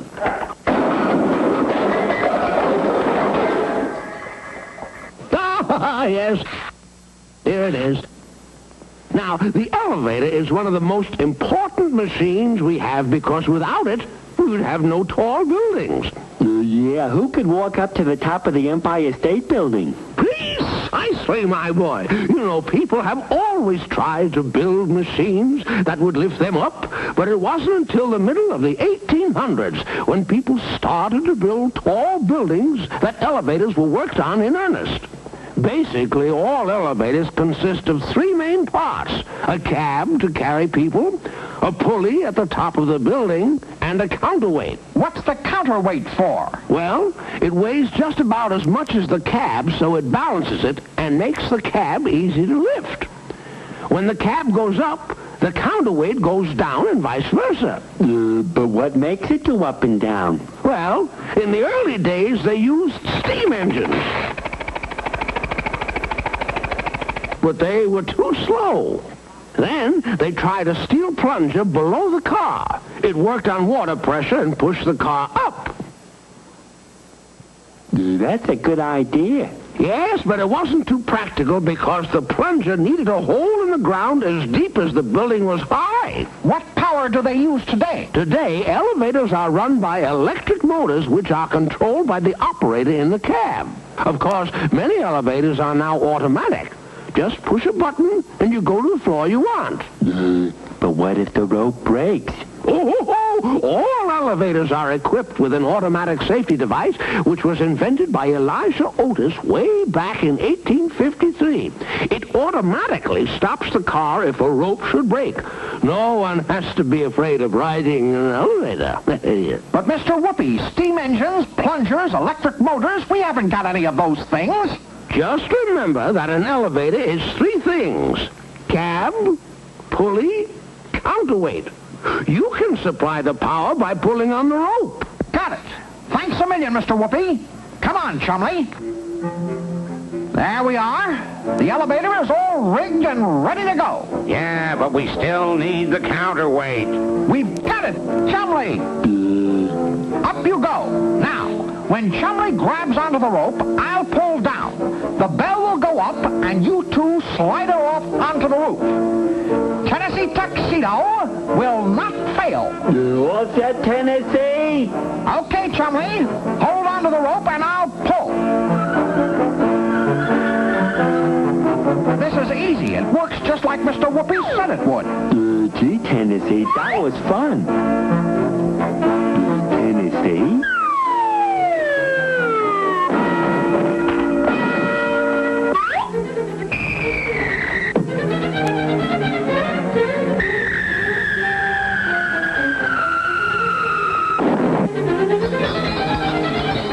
But finally, our heroes had the elevator working and the bell on top of the tower. Perfect. Now let's see if it rings. I wouldn't do that, Tennessee. That bell is taking a beating.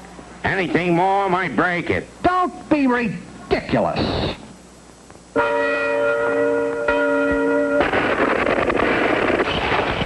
Gee, now what are we going to do, huh, Tennessee? Mr. Livingston is going to be awful mad. What'll we do, huh? I'll think of something.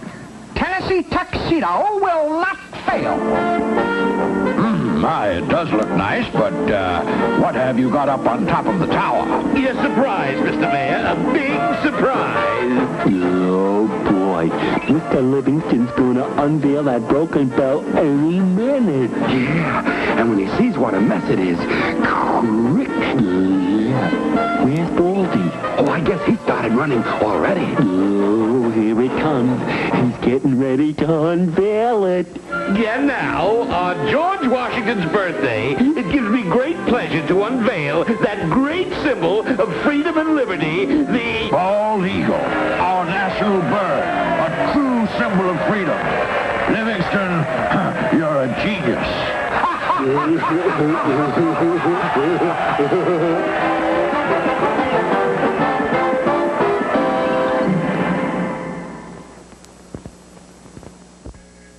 Tennessee and Chumley will be right back with more cartoon fun.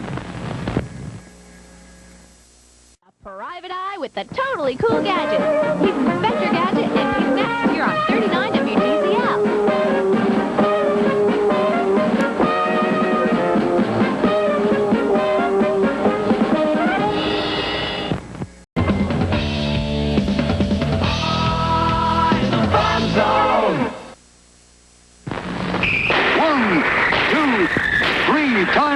for Tennessee, Tuxedo and his tails. Come on and see. Tennessee Tuxedo. Tennessee Tuxedo. He will be parachuting for your pleasure, sailing seas in search of treasure, anything so he can answer up to men. That's Tennessee Tuxedo. A swole penguin who drives a tuxedo, though he may fail. And he rides for fame and glory, still he tries in each new story tale.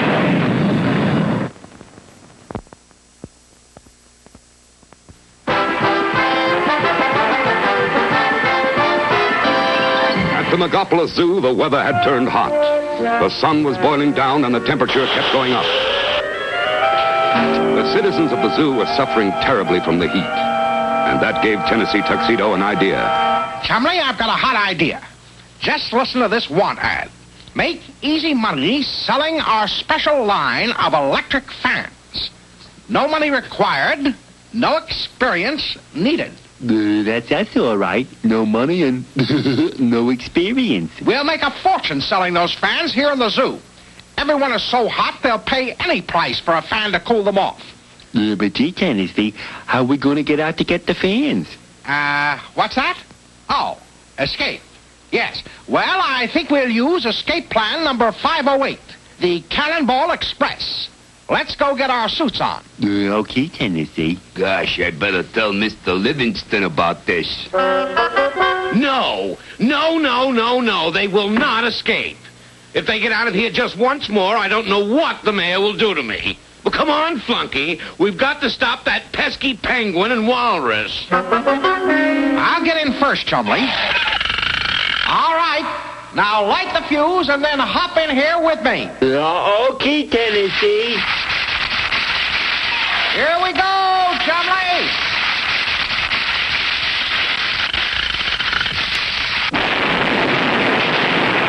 Gee, Tennessee, looks like that plan backfired.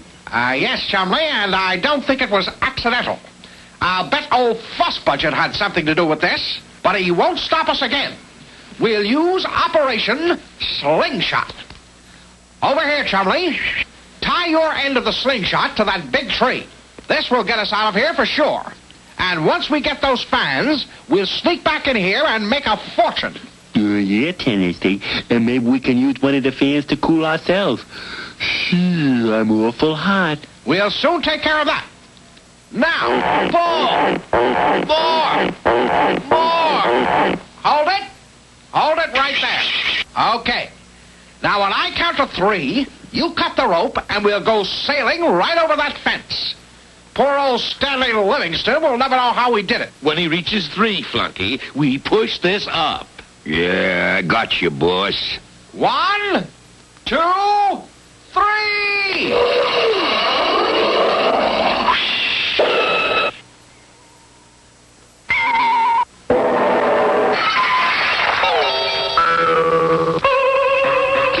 Gee, Tennessee, something must have gone wrong. But at least we got cooled off. More of Stanley Livingston's work, Chumley. You can bet on that. But Tennessee Tuxedo will not fail. We're going to get those fans. But Stanley won't let us get out. Exactly, Chumley. That's why we're going to spy on Stanley and wait until we're sure he's in his office. Then he can't possibly stop us. I should have thought of this long ago. Now we'll just run this wire to the switch in my office, and the whole fence will be electrified. Oh, I gotta hand it to you, boss. You sure get great ideas. That Tennessee Tuxedo was really in for a shock. They both went in the office, Tennessee. I saw them myself. Perfect. Now we'll just use these hacksaws and cut our way through the fence. Stanley Livingston is really in for a shock. All right, Flunky, it's all hooked up. Pull the switch.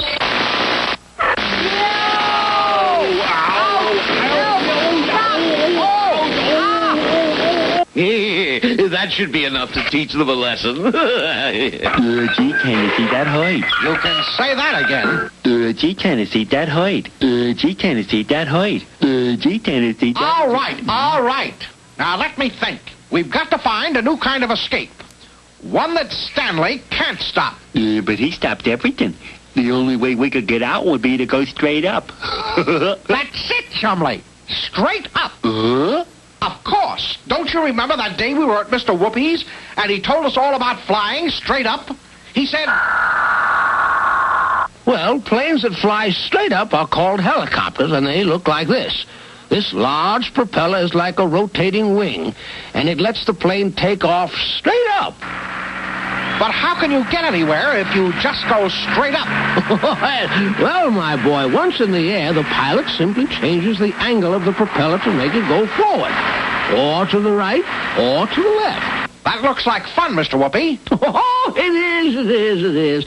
And we can build a little model that will show you exactly how it works. Oh, boy, a toy. Oh, do I love toys. First, we cut ourselves a large propeller from an aluminum foil pie plate. Then we glue the propeller to an empty spool like this.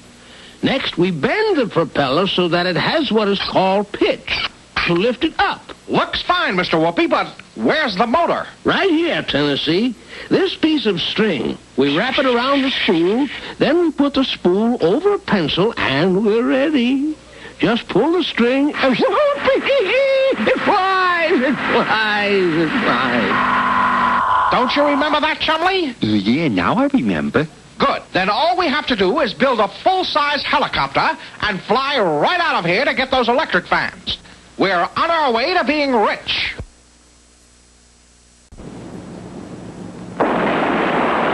Hello, boys. Hi, Mr. Whoopi. I've got a riddle for the three-dimensional blackboard. The 3D BB knows all. What has 6 feet, 1 tail, and 4 ears? That's easy. A man on horseback.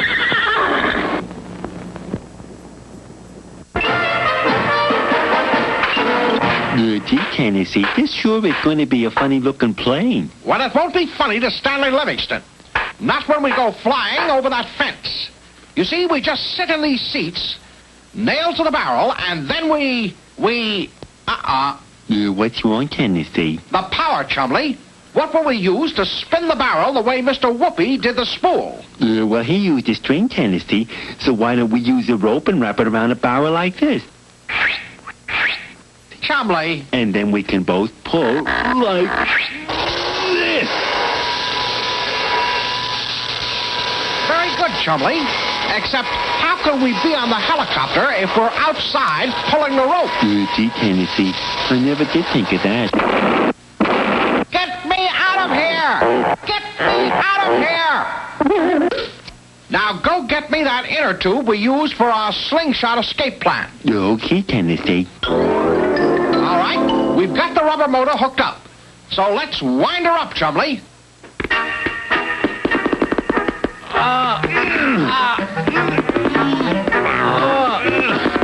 That ought to be enough. Gee, Tennessee, phew, I gotta take a little rest.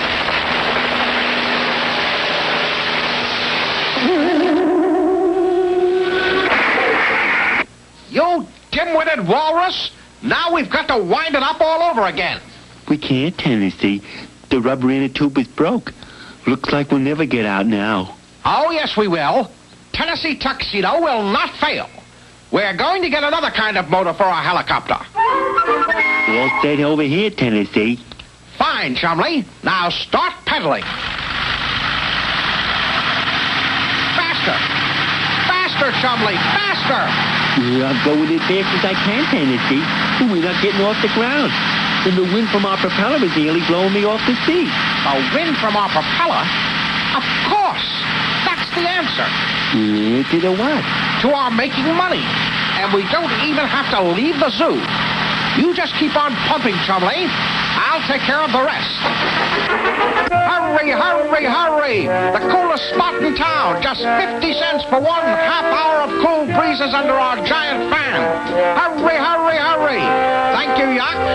Thank you, Baldy.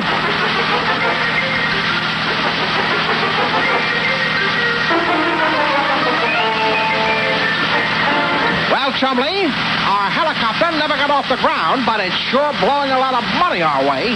Yes, Tennessee. It turned out to be a real cool idea.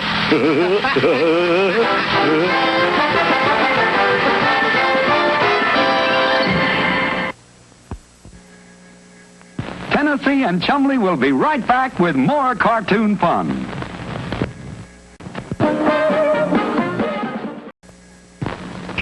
One, two, three. Time again for Tennessee, Tuxedo and his tails. Come on and see. Tennessee Tuxedo. Tennessee Tuxedo. He will be parachuting for your pleasure, sailing seas in search of treasure, anything so he can measure up to men. That's Tennessee Tuxedo. A small penguin who drives a tan tuxedo, though he may fail. As he rides for fame and glory, still he tries in each new story tale.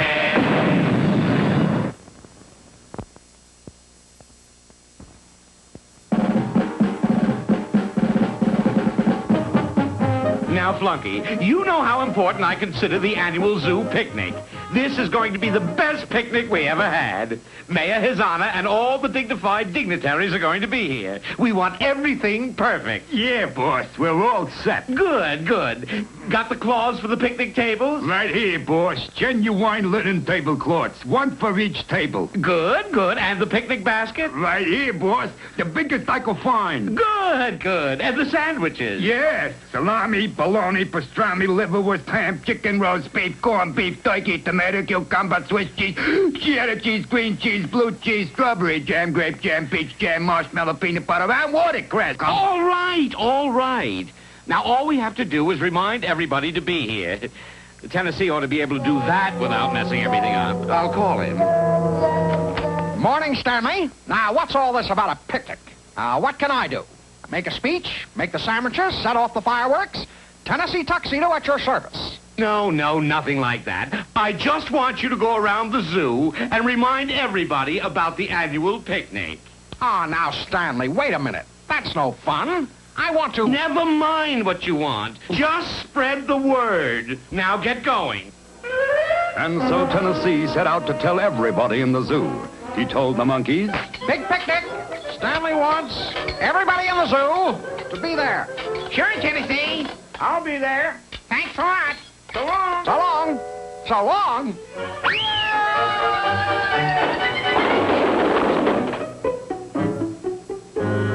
and then he went to tell the elephant. Big picnic, Peanuts. You're invited and... Excuse me, Tennessee, You're supposed... have to sneeze.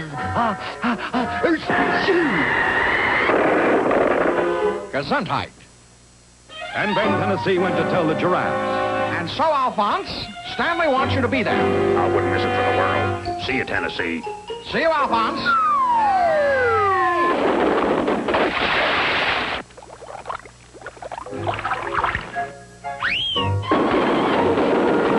And so it went, until... I have just had about enough of this messenger bit, Chumley. Who does Stanley think I am, Paul Revere? At least he had a horse. There must be an easier way of spreading the word. Well, gee, Tennessee, we tried telephones and newspapers. Yes, and thanks to you, we really messed those up. No, Chumley, we are going to see Mr. Whoopi and get a new idea.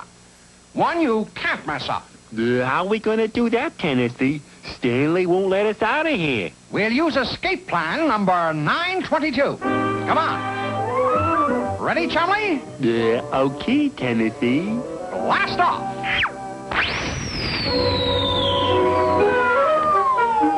There, Chumley, nothing to it. Now we'll just... All right, now this time, Chumley, aim a little better.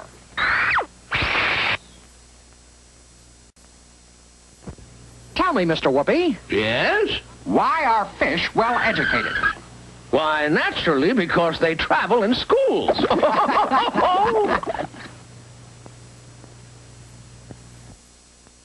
Chumley's aim was better, and our two heroes soon arrived at Mr. Whoopi's office. Well, Tennessee and Chumley, nice of you to drop in. What can I do for you? Tennessee quickly explained to Mr. Whoopi the reason for their visit. And all this running around is getting me down. There must be an easier way to tell everybody about the picnic. Well, now, picnic, you say? Well, how about a balloon? The balloon? Yes. When I was a boy, they often used balloons to announce fairs and circuses, and we always had a balloon at our 4th of July picnic. Gee, Tennessee, we can get a balloon at the 5 and 10 cent store. No, Chumley, not that kind of a balloon. A big one. Can you show us how to make one, Mr. Whoopi? Oh, certainly, my boy. We mustn't leave you up in the air. Get it? Just let me get the fantastic three-dimensional blackboard. Yes, here it is.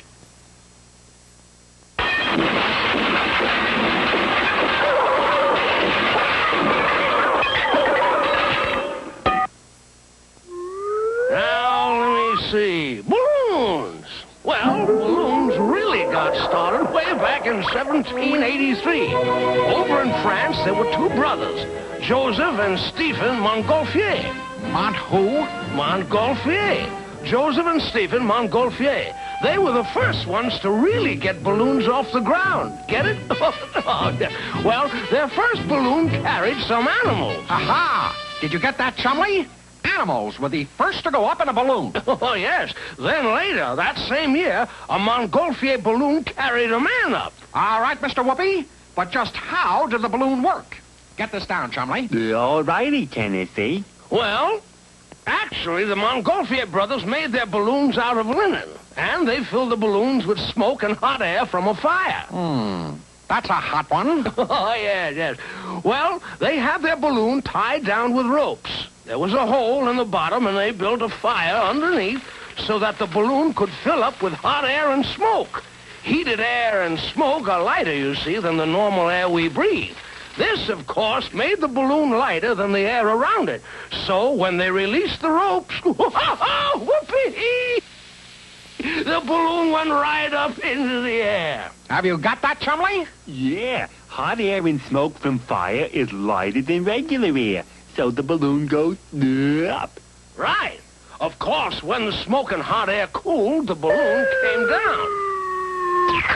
That's why men later used gases like hydrogen or helium inside balloons. These gases are lighter than air even without being heated. Won't you come aboard? How do you guide this thing? You can guide it, but you can make it go up or down. To go up, just toss out a bag of this sand. Ow! How do we get down? Just let some of the gas out. See? Well, Phineas J. Whoopi, you have done it again. You're the greatest. Come on, Chumley. All right, Chumley, you scout around and see if you can find some linen and a basket while I get the fire started. Okay, Tennessee. Chumley did not have far to look before he came upon the linen tablecloths and the basket Stanley was going to use for the picnic. Innocently, he gathered up the cloths, put them in the basket, and carried them proudly back to Tennessee. Great work, Chumley. Now we'll just cut the cloths up, sew them together, and we'll be all set. Just before picnic time, Tennessee and Chumley were ready for the great balloon ascension. All right, Chumley, hop in and away we go. Soon as we get high enough, we'll attract everybody's attention and tell them about the picnic. Won't Stanley be surprised? Tennessee was so right. Stanley Livingston would be surprised. At that very moment, he was welcoming His Honor, Mayor of Megapolis.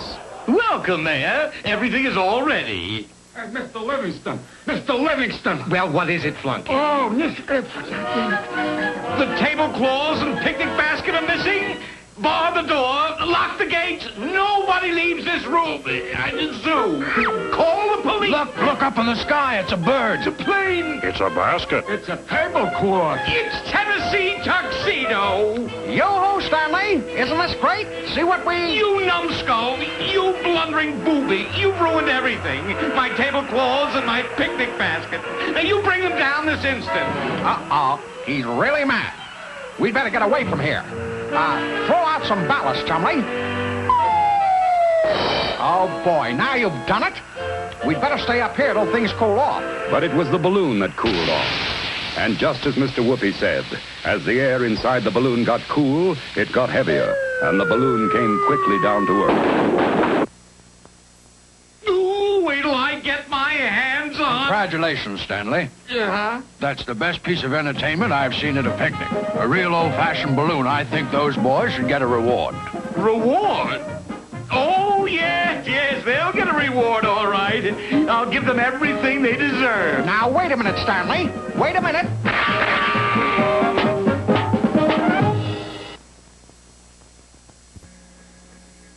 Tennessee and Chumley will be right back with more cartoon fun. Time again for Tennessee, Tuxedo and his tails. Come on and see. Tennessee Tuxedo. Tennessee Tuxedo. We will be parachuting for your pleasure, sailing seas in search of treasure, anything so he can measure up to men. That's Tennessee Tuxedo. A small penguin who tries but can't succeed, though he may fail. As he tries for fame and glory, still he tries in each new story tale.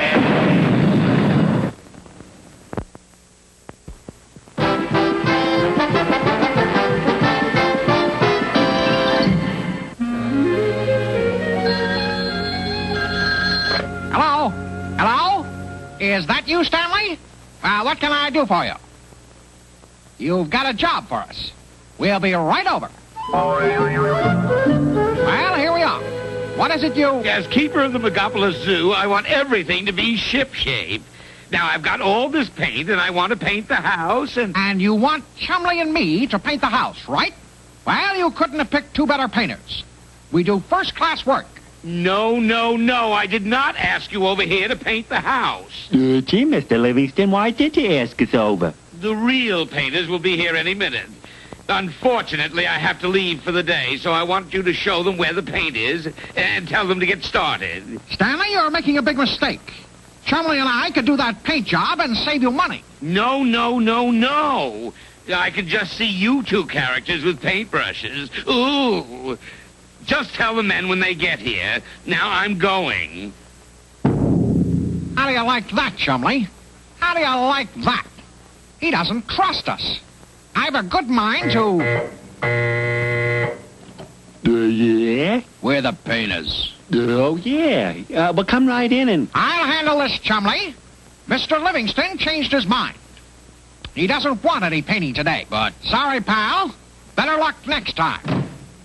Gee, Tennessee, why did you do that? Because, Chumley, I decided we are going to do that job. Oh, no, please, Tennessee. Every single time we try to do a job like this, boy, do we get in trouble. Not this time, Chumley.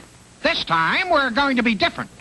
We're going to see Mr. Whoopi first, before we get into trouble. Come on.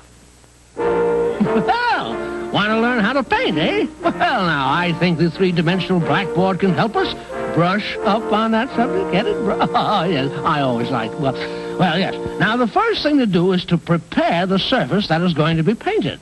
That means scraping off any loose paint. And this is very important. You can use a paint scraper or a wire brush to do the job. There. Now, with the surface clean, you are ready to apply the paint. There are 3 ways to put on paint: brushes, rollers, and spray guns. We've got all 3. Good! Let's try the brush first. Dip the tip of the brush into the can of paint and then use a fan-like motion to put the paint on the wall. So, take another brushful and put it on the dry area and brush it into the wet area. See? Great, Mr. Whoopi. But what about the roller? With a roller, we pour some of the paint into a special pan. Then we roll the roller in the pan, and the little hairs on the roller pick up the paint. We roll it on the wall, and whoopee, it's painted. Gee, that looks easy. It is. But look how easily the spray gun works. The paint is poured into this little can, and then compressed air forces it out in tiny drops, which cover the surface very quickly. All right, Mr. Whoopi, we've got it now. Thanks a million. Come on, Chumley. Good luck! All right, Chumley. Let's open these paint cans and get started. There we are. Now, I'll use the brush, and you use the spray gun. See if it works. Okay, Tennessee. Hey! Yeah, works fine. You dim-witted walrus. Bang, bang, I got you. I'll fix you. Where are you, Tennessee? Yeah. Now watch it, Chumley, or... Oops! All right. Now let's stop fooling around and get to work. There are only a couple of cans of paint left, and we've got to make the most of it.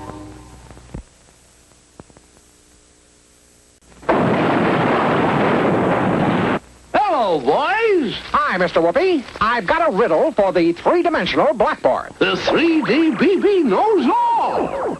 Okay. What has a head and a tail, but no body? That's easy. A penny, of course. Okay, Chumley.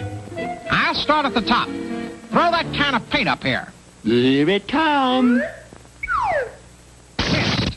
Try again. Once more. Missed again. Got it. Gee, Tennessee, that leaves only one can of paint. Well, climb up here with it and be careful.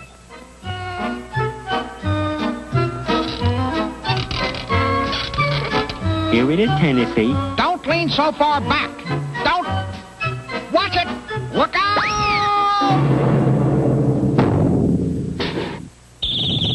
Well, that's the end of the paint. Yeah, there isn't a bit on the wall, and we haven't got any money to buy any more. Never mind, Chumley. Tennessee Tuxedo will not fail. We'll make our own paint. How? Mr. Whoopi will tell us. How to make paint, eh? Well, now, that's a colorful question. Get it? Colorful? Oh, yeah. Paint is a mixture of liquid and colored powder. The powder is called pigment, and the liquid is called a vehicle. In the paint factory, the vehicle is measured into a big mixing tank. Then the pigment is added. In the mixing tank, steel cylinders roll against each other to grind and mix the vehicle and pigment together.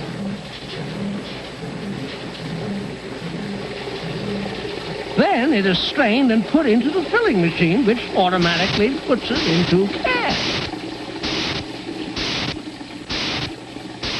When the paint is put on the wall, the vehicle dries into a hard film, which holds the color to the surface and also protects the wall. Great. But what are these vehicles? And the pigments? Vehicles can be linseed oil, varnishes, natural resins, artificial resins. Pigments can be white lead, red lead, chrome green, mica, clay. Hey, we can't get all that stuff. What are we going to do? Well, there's another kind of paint. Prehistoric men used to use colored clay mixed with water, but... Hooray! We've got plenty of clay right at the pond in the zoo. Yeah, and it's the right color, too. Phineas J. Whoopi, you're the greatest. Thanks a million. Let's go. But wait! I tried to tell them that kind won't last. It'll wash off in the first rain. Here's the pond. Yes, and there's the red clay. Let's start digging, Chumley. We'll have that paint in no time. You dig, I'll mix. Okay, Tennessee. Chumley! In the bucket! In the bucket!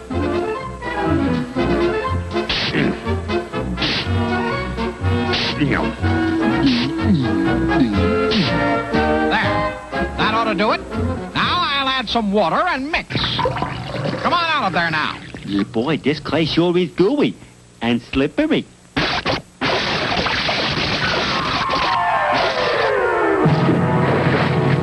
Chumley, will you stop fooling around and come along? Boy, oh boy, the right color and everything. Let's get to work. There. What did I tell you? Tennessee Tuxedo will not fail. Look at that job, Chumley. Real professional. Well, I can see the painters have been here, and what a fine job they've done. Painter's nothing, Stanley. Chumley and I did the whole thing. What?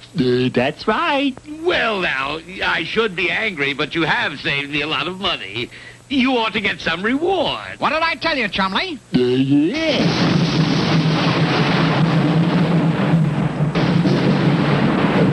Uh-oh, it's beginning to rain.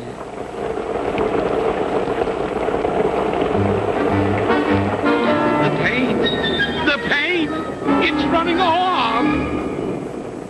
Chumley, I think we'd better run off, too. Tennessee Tuxedo!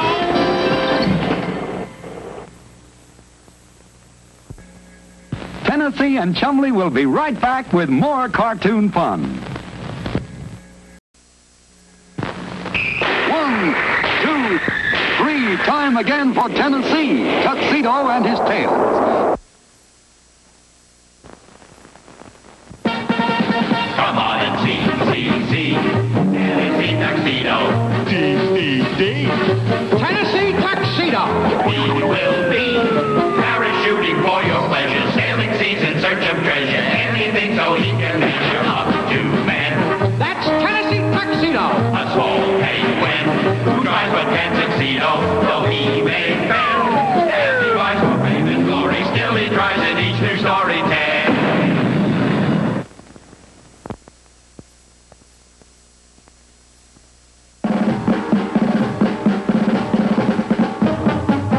At the Megapolis Zoo, today was a very special occasion. Happy birthday, Tennessee.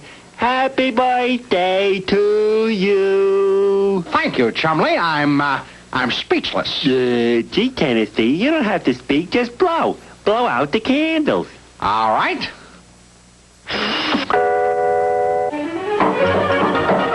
Package for Tennessee Tuxedo. Here you are.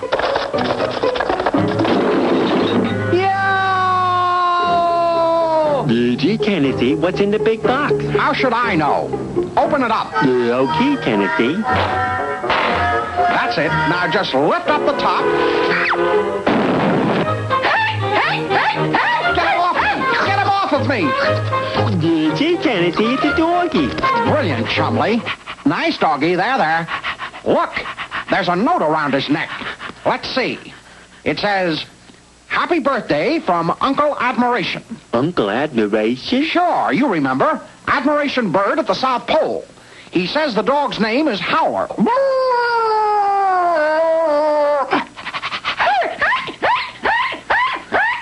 Gee, I guess that's why they call him Howler.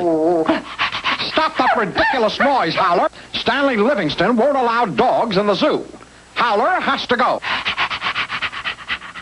Stop it. All right, you can stay. I said you can stay. Well, if he's staying, we've got to find a way to hide him before... Listen, someone's coming. All right, where is he? Where is he? I distinctly heard a dog. A dog? Why, you must be hearing things, Stanley. Maybe you're getting dog ear. Now, don't try to be funny. I'm sure I heard a dog barking. Oh, that was Chumley. He has a cold with a barking cough. Don't you, Chumley? Not me, Tennessee. Ow. Demonstrate your barking cough, Chumley. I can't, Tennessee. Aloof. You see, Stanley? That's what you heard. Well, maybe. But just remember, if I do find you have a dog, you'll be scrubbing pots and pans for 6 months. Pots and pans? 6 months? That does it. Get the box, Chumley. We're shipping Howler back where he came from. Stanley will hear you. Quiet. Okay, you can stay. I said you can stay. Think, Chumley. We've got to find a place to hide Howler. If there is a dog in there, this dog food will prove it. I'll just put it here and see what happens.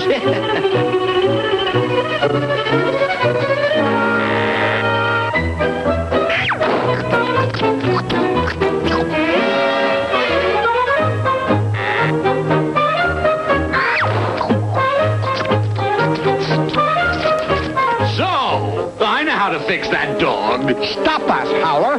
Quick, Chumley, get the dog food inside before someone spots Howler taking it. Okay, Tennessee.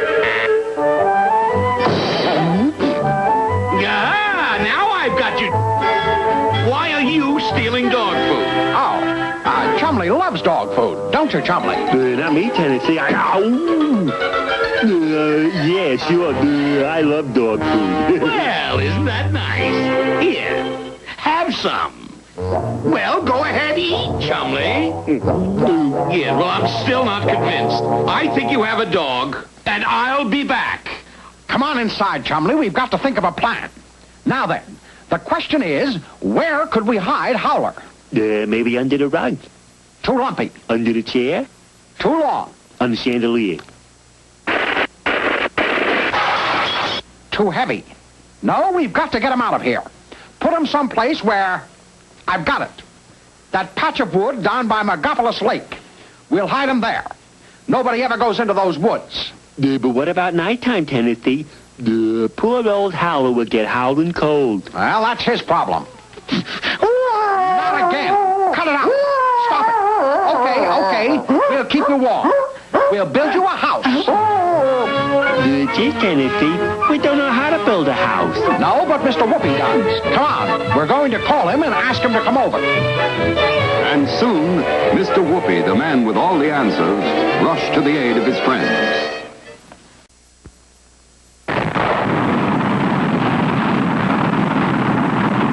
Here's the riddle.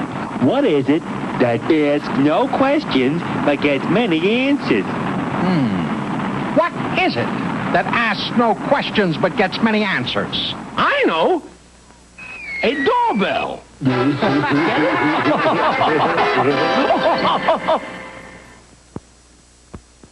So you see, Mr. Whoopi, we've got to hide Howler in these woods or Stanley will find him and have us washing pots and pans for months. And so you need a house for Howler, eh? Well, now, I wouldn't want the roof to fall in on you. Get it? Yes. Thanks, Mr. Whoopi. The first question in building any house is material. What material do you want to use? Zowie, Mr. Whoopi, I never thought of that. We don't have any material at all. But of course you do, my boy. You have all these trees here which have been marked for cutting. Oh, that reminds me. Never cut a tree without permission. We can make Howler a fine log cabin doghouse. Here, let me show you. First, we chop down the trees and skin off the branches. That's it. But be careful with those axes. Tools are dangerous if they aren't used properly.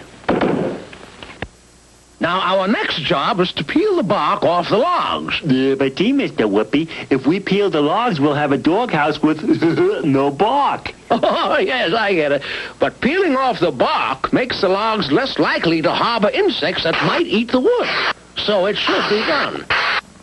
Now, our next step is to cut notches in both ends of the logs. Why do we cut all those notches? For strength, Tennessee. Watch how it makes the logs fit together tightly. And now you'll see why we've cut some of our logs shorter than others. This is so that the house will have windows and a door. Neat, Mr. Whoopi. What next? The roof. We'll use this large log as a ridge pole to hold up our roof.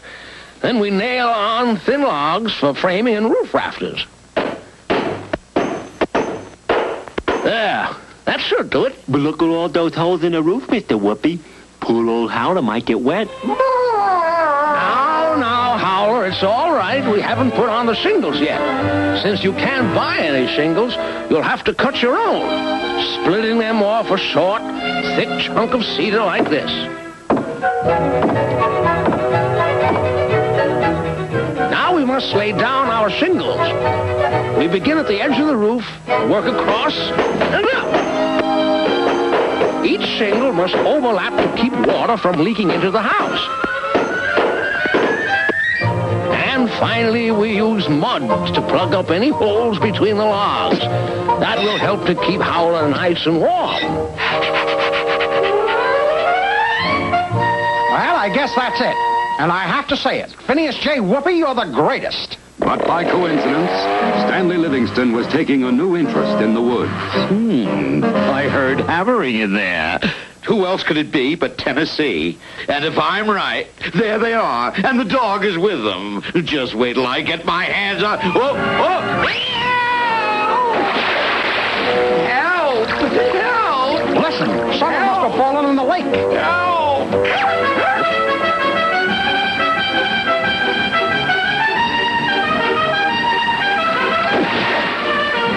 Look, Chumley, it's Stanley Livingston. Now we're in for it. Okay, Stanley, okay. We'll get rid of Howler. We'll put him away. You will not. This dog, Howler, saved my life. He's going to get the best possible treatment I can give him. And for your sake, I hope you built that house well. Because you're going to live in it. I'm moving Howler into your quarters. Well, there you are, Chumley. No matter what happens, we always end up in the doghouse.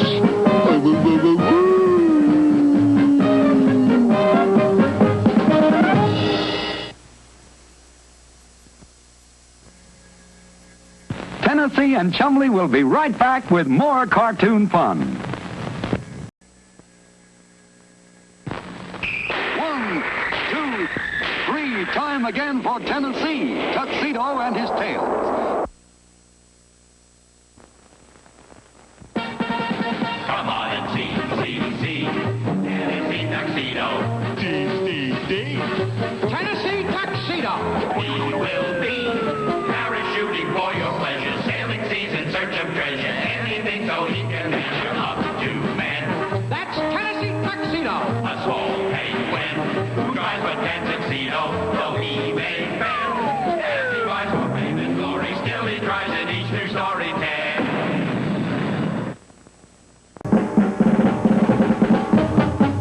Early one spring, Tennessee and Chumley planted a watermelon patch in the Megapolis Zoo. A lot of work, Chumley, but it will be worth it.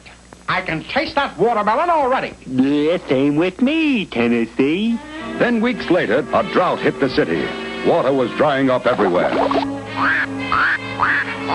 Henceforth, water is to be used only for drinking and bathing. Those who disobey may be put in jail. And back at the Megapolis Zoo... Our watermelon patch. It's drying up. Gee, Tennessee, no watermelon. Stop it, Chumley. I can't stand to see a walrus cry. Anyhow, I've got a plan to save our watermelon. Gee, Tennessee, you're swell. Put me down, you dim-witted walrus. We've got to put my plan into action. And a short while later, in Stanley Livingston's office... Hello? Who? Oh, Sergeant Badge. Yes, Mr. Livingston. Someone at your zoo is using far too much water. You are the keeper of the zoo, and that makes you responsible. Responsible? Oh, yes. I'll stop it immediately.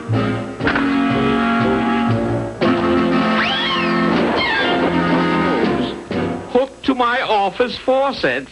So that's it. Well, I'll just follow this hose and... Tennessee Tuxedo! Stop! Sorry, Stanley, you startled me. Now, I'll just get back to watering my garden, so... Give me that hose, Tennessee. You know the mayor isn't allowing anyone to water a garden. Give me that hose. Okay, Stanley. Tennessee! Gee, Tennessee, what's the pole for? Well, Stanley locked up our hose, so we've got to find another way to get water from the faucet to our watermelon patch. That pole is for vaulting us out of here so we can go see Mr. Whoopi. Come on, put your hands here. Now, let's go!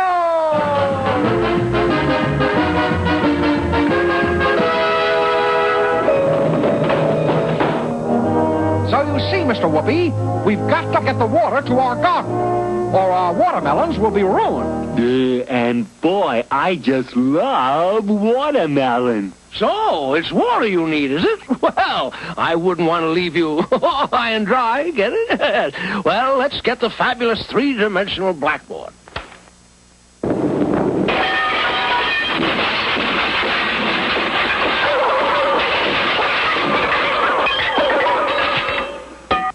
Now, let me see. What you're trying to do is get water to dry land. The name for doing that is irrigation. Irrigation? Yes.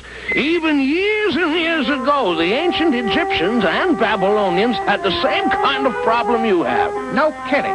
What did they do? Well, they dug small ditches from their rivers or wells to their dry land. Then they dipped the water out and poured it into ditches so it flowed out to the dry land.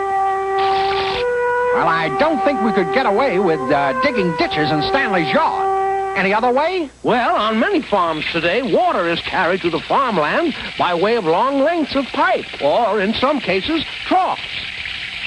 I think I've got it. Come on, Chumley. Let's get back to our watermelons. And thanks, Mr. Whoopi.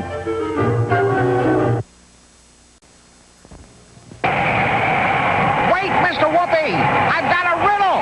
What do they call a duck who's smart in school? What's that? He said, what do they call a duck who's smart in school? Oh, they call him a wisecracker.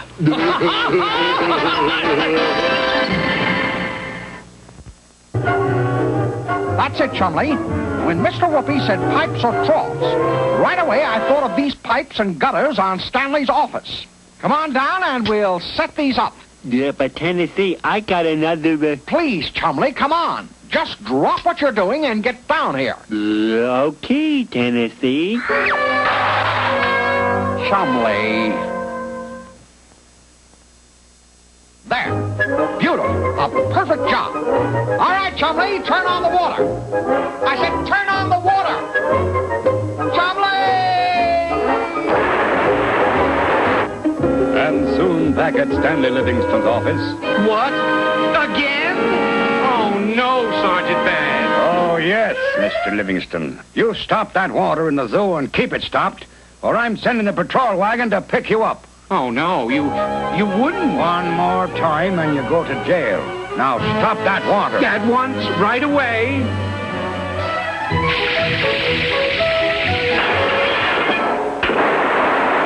Tennessee, I'm putting padlocks on my water faucets.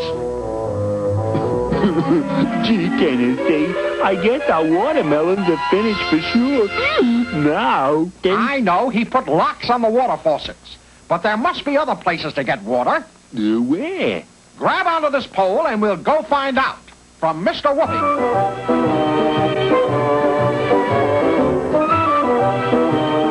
So we can't use the water faucet anymore, Mr. Whoopi. What now? Well, rivers can be used for irrigation. That's one reason why huge dams have been built across many rivers, like Hoover Dam in Colorado. These dams trap the river water in reservoirs. Then, as it's needed, it's piped out to dry land, just like your watermelon patch. Beautiful, Mr. Whoopi. Only we don't have any river in the Megapolis Zoo. Then it looks like you'll have to get yourself a well. Sounds like a deep subject, Mr. Whoopi. Oh, yeah. Well, in places where water is very deep in the ground, wells are drilled. Piping is used with a large drill on the end, and the machine bores this drill into the ground until water is reached. Then, motors pump the water up to the top of the ground. Aha. That's water, all right, Mr. Whoopi. But we haven't got all that equipment. Well, you could try the older way of digging a well. You just use a shovel.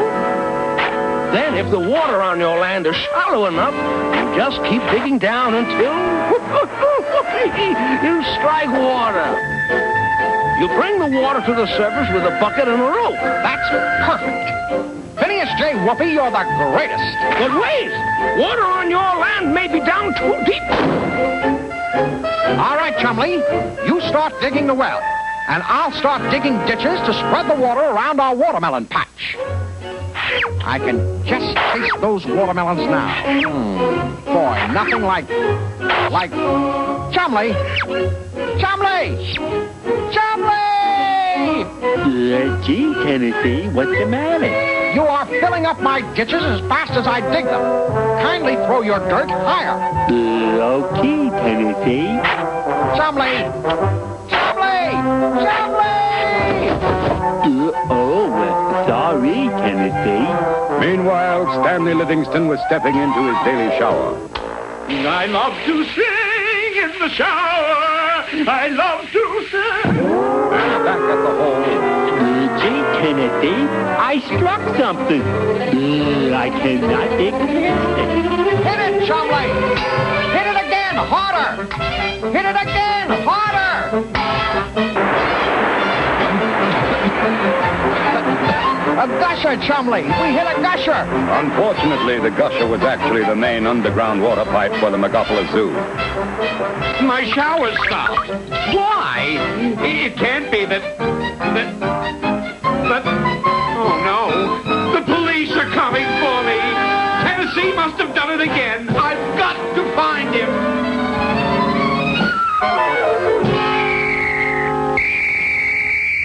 Uh-oh, Chumley. Look who's coming. I must have been all wet about our gusher. I think we hit the zoo's water pipe. Quick, our pole. There, Sergeant Badge. There are the real water stealers.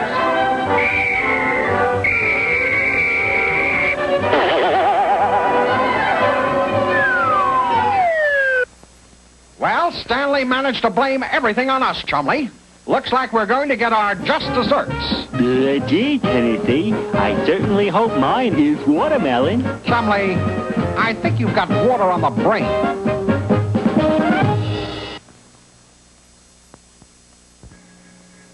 Tennessee and Chumley will be right back with more cartoon fun.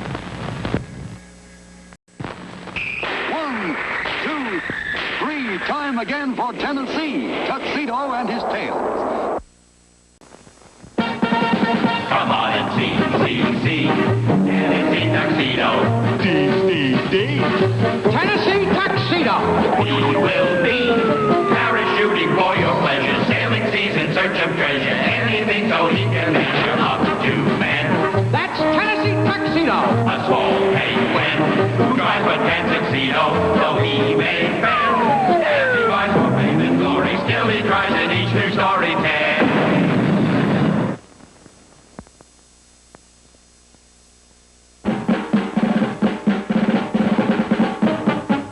In one of Tennessee's and Chumley's wildest adventures, they tried to start their own coal mine, which by a small error in engineering turned out to be under the office building of Stanley Livingston, keeper of the zoo. However, the adventure did not end there, for in digging the tunnel, they weakened the foundation, and gradually the building began to settle to one side. At first, it was not too bad, but every day it got worse, and worse, and worse. Flunky! Yeah, boss. This has gone far enough. Get me out of here. Look at that building. Just look at it. It looks a little cockeyed to me, Stanley. You. It's your fault. You and that crazy coal mine. Ooh, every time I think of it... You're right, Stanley. Absolutely right. And I'm going to do something about it. I'm going to straighten out that building and... You are going to do no such thing. No. Don't you dare touch that building. You've done enough damage already. Now, I'm going to town and get a professional builder to straighten it out and put a new foundation under it. Come on, Flunky. No sooner had Stanley left than Tennessee started making plans. All right now, Chumley, let's get to work. But gee, Tennessee, how can we fix it? Chumley, it's a very small building, and with my brains and your back, we can have it straightened out in no time. We'll start right here. You just lift up that corner, and I'll slip a rock under it. All right? Lift. Lift. Come on, Chumley, lift. It hasn't budged an inch. Gee, Tennessee, it's just too heavy for me. I know. We'll get a rope and pull it up straight. All right, Chumley, heave. Heave. Heave, heave, heave. Well, Chumley, it's obvious that your brawn won't do it, so I'll just have to use my brains. You mean you're going to lift it with your head? No, Chumley, of course not. I mean, we're going to see Mr. Whoopi, the man with all the answers. But how are we going to get out of the zoo? We'll use escape plan number 4526A. You go get the old barrel, and I'll get the firecrackers. All right, Chumley, the fuse is lit, and we're about to shoot the works. Stanley's old fence can't stop us. Tennessee Tuxedo will not fail!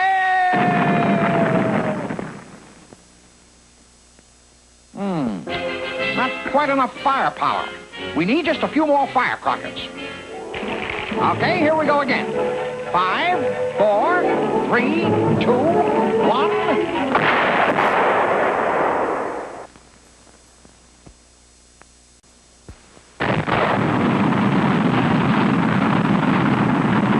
Here's the riddle.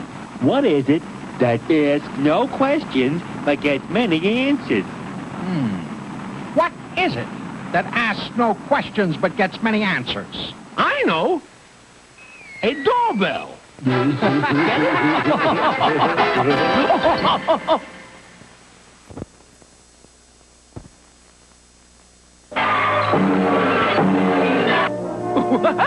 Well, Tennessee and Chumley. Nice of you boys to drop in. Get it? Yes. Well, what can I do for you today?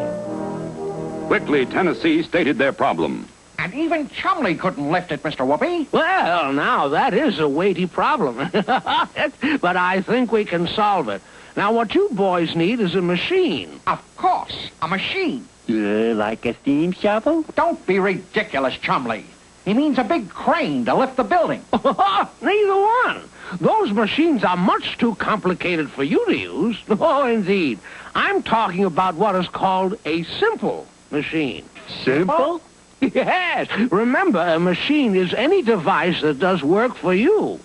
There are 6 simple machines. The lever, the wedge, the pulley, the screw, the inclined plane, and the wheel and axle. Now, where can we get one of these simple machines to help us lift Stanley's old building? Anywhere, my boy.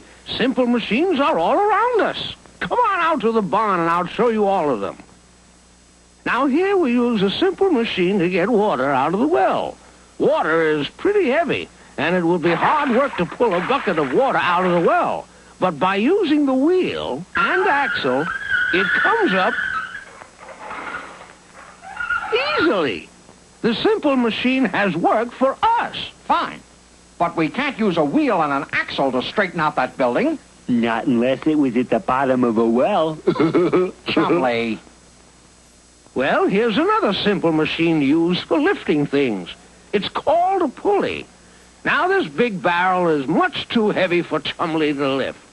But when I hook on the pulley, even you can lift it, Tennessee. Wow. Yeah. Well, there's another very simple machine for moving heavy weights. It's called an inclined plane. I couldn't lift the barrel up to that platform, but if I use this board to make an inclined plane, I can roll the barrel up without any trouble at all. And this old piano stool is a good example of the 4th simple machine called the screw. Look closely and you'll see it's really an inclined plane wrapped around a shaft. When Chumley sits on the stool, I can give him a spin, and up he goes. But, Mr. Whoopi, we can't use piano stools on Stanley's building. What simple machine can we use? Patience, my boy. I'm coming to it in a second. First, I want to show you the most simple of the simple machines. It's called a wedge. See, if I hit this log with a hammer, nothing happens. But if I put the wedge to work and hit it, the log splits in 2. Very interesting, Mr. Whoopi, but we don't want to split logs. We want to lift a building. Of course, my boy. I'm going to show you how, with a simple machine called a lever, it can make you strong enough to lift Chumley with one hand. Think of it. Now, a lever needs a helper called a fulcrum. Now, we'll just use this log for the fulcrum and this board for the lever. Now, when Chumley stands on the short end and you push down on the long end, you can lift him with one hand. Wow. And the longer the lever, the more you can lift. Gee, Tennessee, if you had a lever long enough, you could move the whole world. Don't be ridiculous. That's just what Archimedes said 2,000 years ago. He's right, Tennessee. Then we'll have no trouble lifting up the corner of the building. Not at all, my boy. Phineas J. Whoopi, you're the greatest. Thanks a million. Come on, Chumley. There you are, Chumley, all set with the lever and fulcrum. Now, when I lift up the side of the building, you shove one of those big rocks under it. All right, here we go. There now. Does that look level? He looks a little too high on this side. Oh, well, easy to fix with our simple machine, Chumley. We'll just put a rock under the other side. There, now it's level. I think it looks just a trifle higher on this side. You're right, Chumley. So we'll just put another rock on the other side. But try as they did, they could not seem to get the building level. First they raised one side and then the other. Back and forth. Back and forth. Until at last, when Stanley Livingston came back. Yeah! Tennessee Tuxedo! Hiya, Stanley. Got your building almost level. One more rock and... It's 40 feet in the air! So what's a few extra steps? Oh, back to your quarters immediately! But Stanley... Now, before I lose my temper! All right, Stanley, if that's the way you feel about it. Come on, Chumley.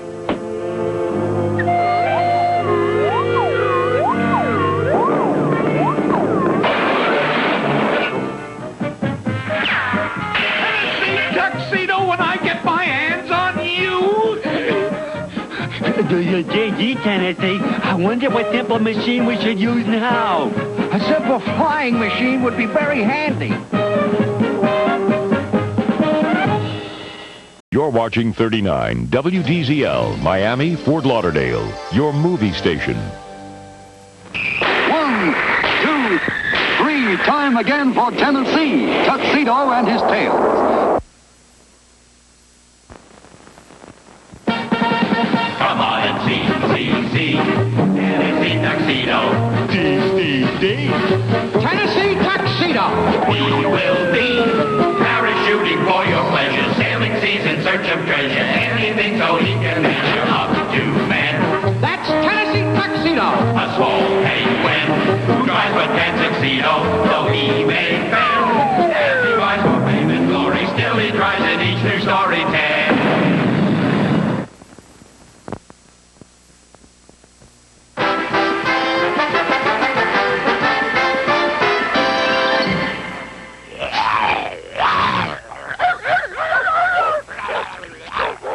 Help! Stop! Save me! Help! No!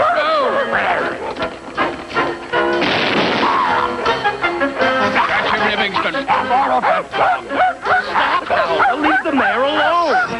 He's got to go. That dog has got to go. But he's really a good dog, Mayor. He's a menace, and he doesn't belong in a zoo. But, Mayor... Is he a wild animal? No, but... Is he a famous dog that people want to see? No, but... Then get him out of the zoo. Forever! Help! Stop! Save me!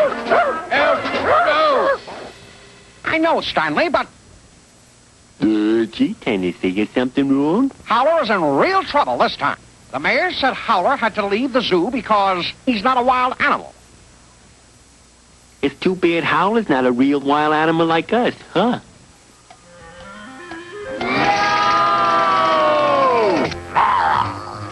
Hold on there, Mr. Ape. We're the friendly type. Have a banana. Yeah, a banana. Howler, you couldn't fool anyone. But gee, Tennessee, he fooled us.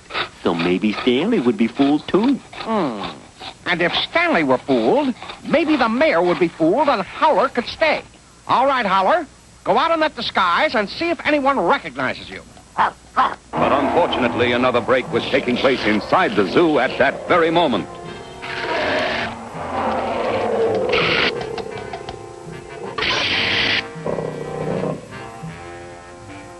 Did you hear that, Flunky? It came from over there. The ape-hound. Look! Excellent, boss. He's escaped. Run for your life. Yeah!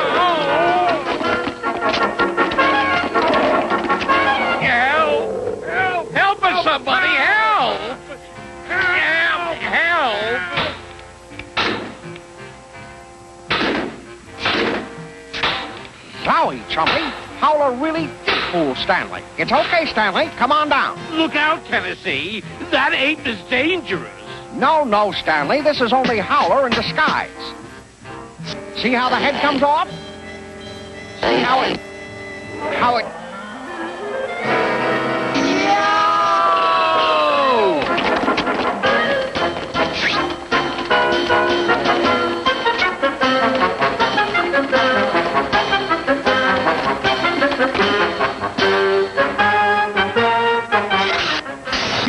That was close.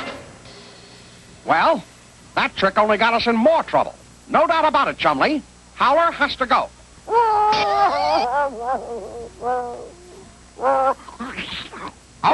Okay, you win. Maybe we can come up with a new plan. The mayor also said Howler couldn't stay because he wasn't famous. Don't worry, Howler. We're going to make you famous. Gee, Tennessee, how are we going to do that? Now, how does any dog get famous, Chumley? Lassie or Rin Tin Tin? They were movie stars, right? Right. So you and I are going to make a movie starring Howler. He'll be the most famous dog in the world.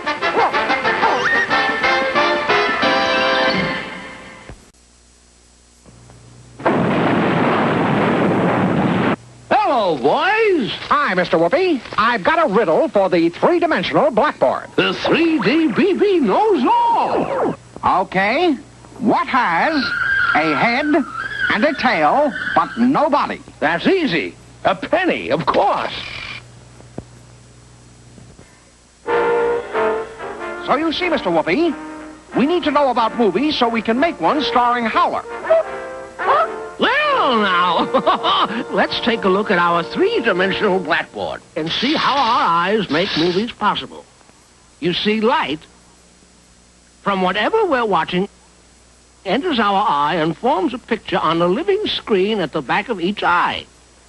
This screen is called a retina. Get that down, Chumley. The retina. Now, the retina holds each picture just a fraction of a second after the picture is no longer being formed on it.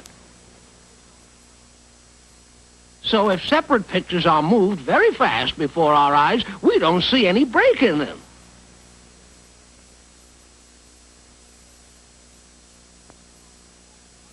And that's how real movies work? Well, that's the general principle. Here, let's make our own little imitation movie on this small notepad. Up in the right-hand corner, starting on the back page, we draw a little figure with arms down at his sides. Then on the next page forward, in the same position, we draw the figure with arms overhead. Then next with arms down, then over his head, up, down, until we reach the first page of the book.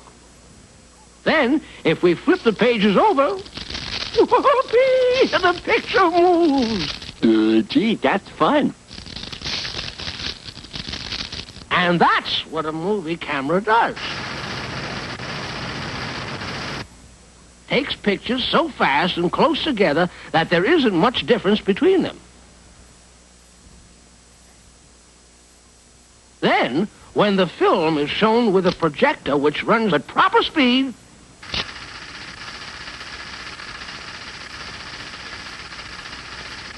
it's exactly like the real movement. Sure looks easy. It is, my boy. And today they have wonderful movie cameras that anyone can operate. Like this one of mine. Say, Mr. Whoopi, could we borrow it? Of course, my boy, but be careful. All right, quiet on the set. Now, this is the heartwarming story of a boy and his dog. Howler, you're the dog. And Chumley, you're the boy. You are lost, Chumley, and your dog pulls you home by his leash. Okay? Action! Hello out there in movie land. I am a boy, and this is my faithful dog. Oh me, oh my. Here am I, lost in the woods. How lucky it is that I have my faithful dog, Howler.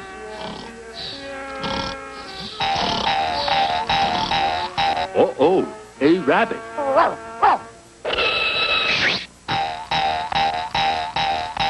Yeah! Stop! Howler, stop it! Wait!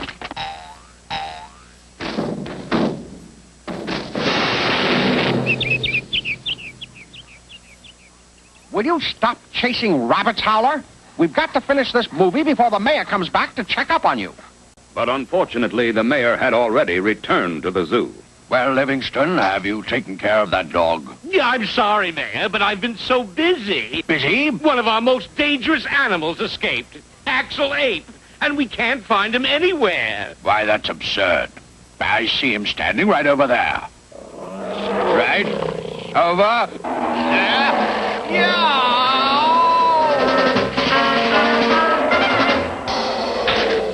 Do something, Livingston. Help! Somebody help! Help! Help! Help! Help! Help! Help! Help! Quiet on the set. This time we'll take it from the beginning. Listen, Tennessee.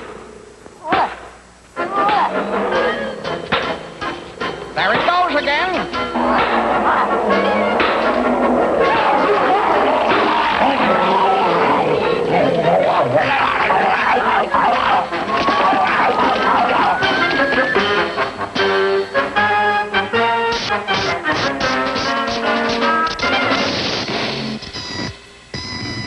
Did you see that, Livingston? That dog is going to get a medal and a permanent home in this zoo.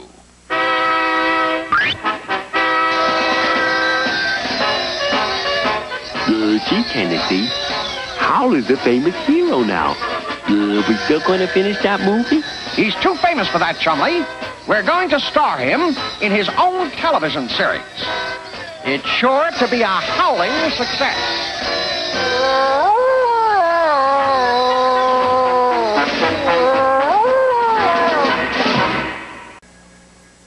Tennessee and Chumley will be right back with more cartoon fun.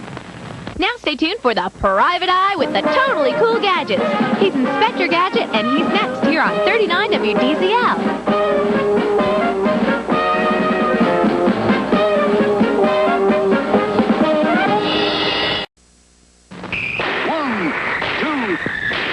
Time again for Tennessee, Tuxedo and his tails. Come on and see, Tennessee Tuxedo.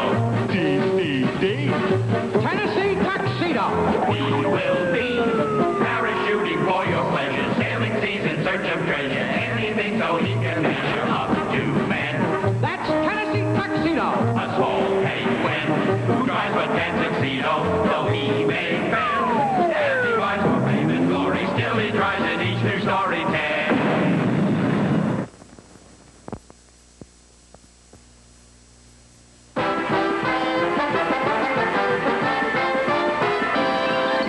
In 1848, an event took place which electrified the nation. Gold! Gold! Gold! Gold was discovered in California, and thousands of people swarmed west by every conceivable means.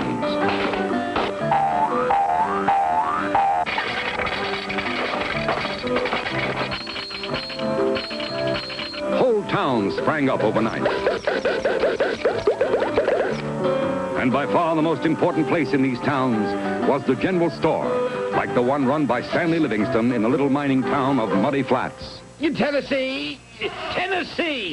You and Chumley stop talking and get to work. Sweep out the store. Uncrate the crackers. Work. I declare I never saw two lazier. Good for nothing. Sweep out the store. Uncrate the crackers. That's not what I came out west for, Chumley. I came to seek my fortune, to have adventure. And here I am, stuck in this stupid town. Nothing ever happens in this mud hole. Struck it rich, I did. Yeah, gonna be the biggest gold strike in California. You got it all written down here on this map. Hey, did you hear that, Tiger? That Jake has a map of a big chunk of gold. Yeah, Jibble. Think maybe we all should take it away from him? I could give him an old one, too. Pow wow. Go get him, Tiger. Come on, put up your dukes before I belch you one. Put 'em up. Nice going, champ, nice going. Now we gotta break out the hardware. Okay, Pops, hand over the map. Not on your life, I won't.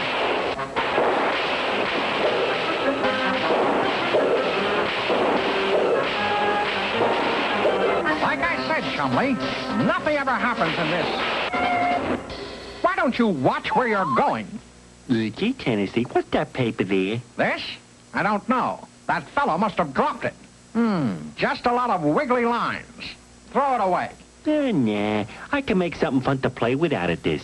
Hey, look, that nutty walrus has the map. Yeah, and he's making something out of it. He's gonna throw it in the air. The minute it lands, grab it. Watch, Tennessee. Whee! Hey, the wind took your toy, Chumley. If you want it, you'd better go after it. There it goes. Answer it, Tiger.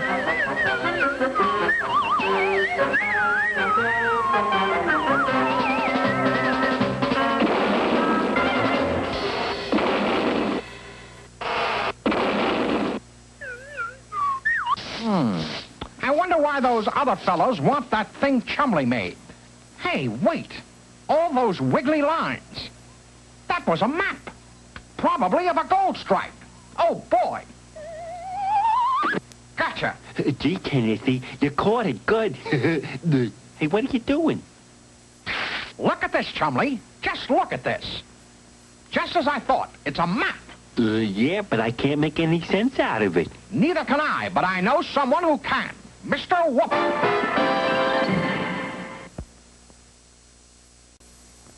Come on, Chumley. We'd better get back to the zoo before Stanley misses us.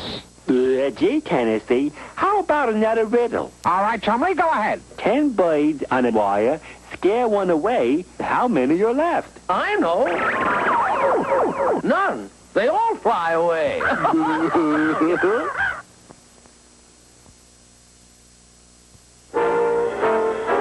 now, let's have a look at that map. Oh, yes. This is a map of a gold claim, all right.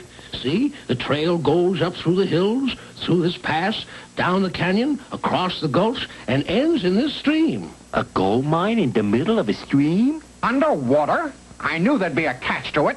Who ever heard of an underwater gold mine? I did. You see, my boy, there are two kinds of gold deposits. One is called a lode, and it must be dug out of the ground like coal. The other kind is called a placer deposit, and it is often found in and around streams and rivers. But how do you get it out? You wash it out, my boy, with one of these contraptions over here. It looks just like a big pan to me. That's just what it is. And when you use it, it's called panning for gold. Here's how it works.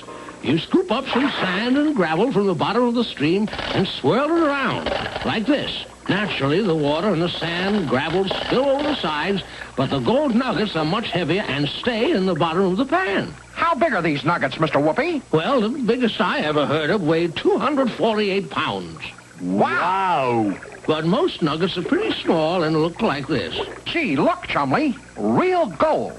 And, of course, sometimes the particles are so small they look like grains of sand. Then it's called gold dust. Whee! Well, why don't you boys borrow this pan and a couple of shovels and follow that map and get that gold? Phineas J. Whoopi, you're the greatest. Let's get started, Chumley. We've got to get some supplies. So, Stanley, we quit. We've swept your crummy store for the last time. We are through. We'll just take our pay and supplies, and the next time you see us, we'll be rich men. We may even buy something in your store. If you get this place cleaned up a little. And a short time later, Tennessee and Chumley left town, following the map. Little did they know that someone was following them. Yeah, Tiger, we'll just kind of tag along behind here out of sight, and those jerks will lead us right to the gold. After they get it, we'll get them. All right, Chumley. According to the map, this is the spot. Wait out there in that stream and start panning. With my shoes on? Of course not, Chumley. Don't be ridiculous. Now take off your shoes and get in that water. Okay, Tennessee.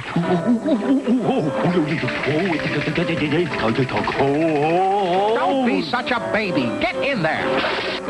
Now start panning. Hey, look, Tennessee. Gold. We did it, Chumley. We struck it. We're rich, rich, rich. Shall we go get 'em now, dear boy? No, let them do all the work. When they get those sacks filled up, then we'll ride down and get the sacks. Meanwhile, I think I'm going to take a little nap. And you stand guard. If they start to leave, wake me up. Remember, don't fall asleep. Me? Well, Chumley, I guess that does it. We've got all the sacks full. Let's get back to town. They're getting away. You two-bit tiger, you fell asleep. Yeah. Wake up and get after them. I thought I heard a shot. Robin. They're after the gold. Get out.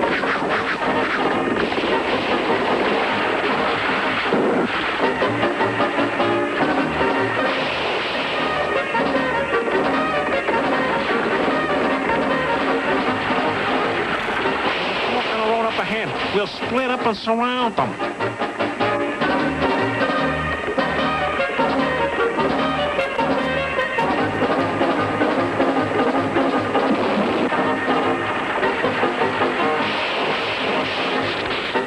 We'll take the shortcut over the hill. How do you know there is one? There's always a shortcut. Come on.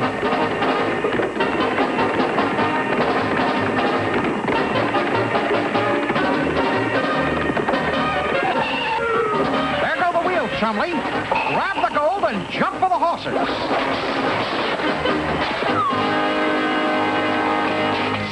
Whoa. Whoa, whoa, whoa. Well, we made it, Chumley. Now let's go in and give Stanley a hard time just for fun. No, they're back. Of course we're back, Stanley, and we're rich. We just might buy this store. How'd you like to work for us, Stanley? Sweep up, Stanley. Uncrate the crackers, Stanley. Yes, we're rich. I tell you, Tennessee Tuxedo does not fail. There they are, Marshal. They're the ones that took my map. That's my gold. All right, you two claim jumpers, give the man his gold. Chumley, this is one time when things just didn't pan out.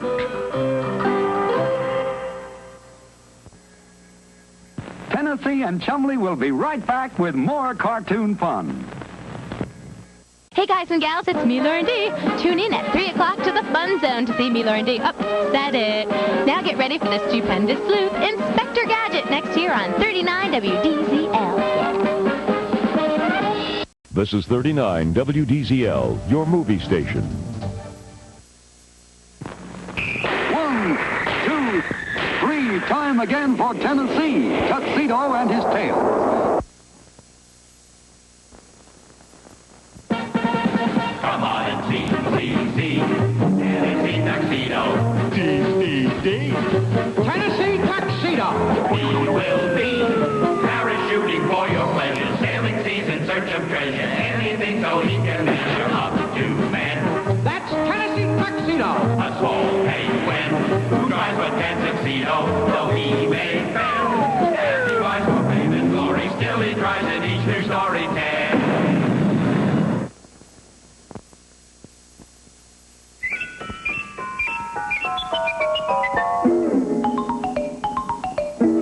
Deep in the vast frozen wastes of the South Pole, icy winds and snow shape a bleak landscape. Yet there are many animals who make their homes in this frigid land. Animals cleverly adapted by nature to live in sub-freezing temperatures, like the penguin. And the, walrus. That's funny. I thought walruses came from the North Pole. Yeah. Well, I was headed south, but I must have overshot. Some place to land, eh? No excitement, no activity, and there's always a draft. Boy, would I love to be in a nice, warm hotel room in the big city. But you're a penguin and a walrus. Tennessee Tuxedo is the name, and this is my chum, Chumley. Pleased to meet you. Yes, well, to this icy land come explorers and zoo collectors like Stanley Livingston and his assistant Flunky. Now keep your eyes open, Flunky. All we need is one more unusual specimen. Hey, boss, look! Jumping giraffes, a South Pole walrus. Quick, Flunky, get the cage. Wait till they see him back in the big city. The excitement, the activity, what a warm reception he'll get. Did you say warm, excitement, activity, the big city? We'll take the job. Right, Chumley? Absolutely. A walrus and a penguin. I have a feeling I may regret this, but lower away, flunky.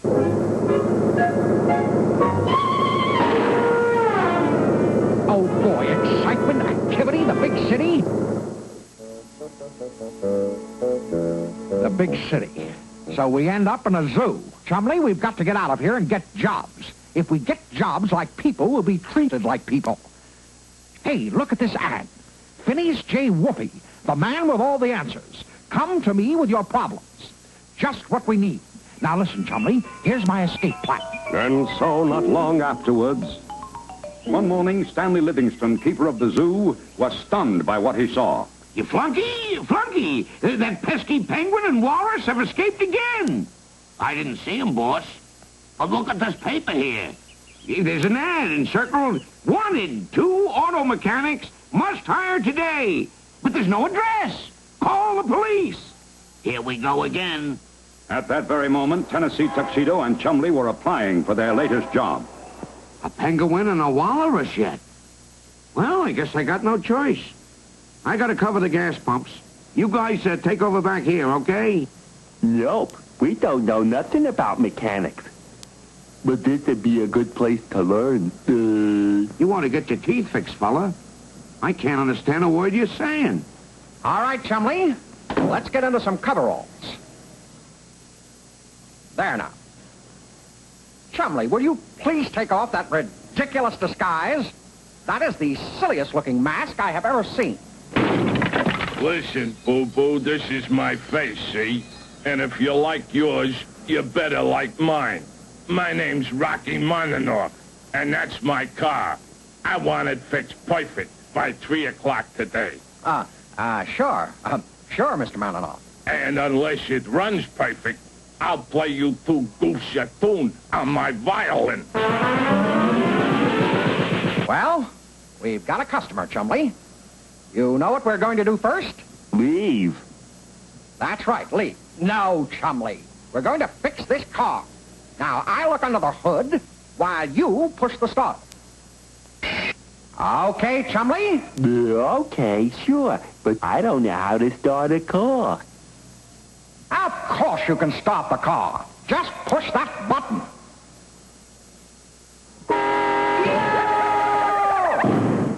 Get me out of here! Get me out of here! Real slick, Chumley. Now let's get back to work. Several hours later, the master mechanics surveyed their work. Look at that. Broken, ruined, junked. The whole engine. Now we'll have to build a new one. Gee, Tennessee, maybe it's time we went to see the man what's got all the answers. I know. It's time to see Mr. Whoopi. Let's go. Do you have a riddle, Chumley? Yeah. Why isn't my nose 12 inches long? Because that would make it a foot.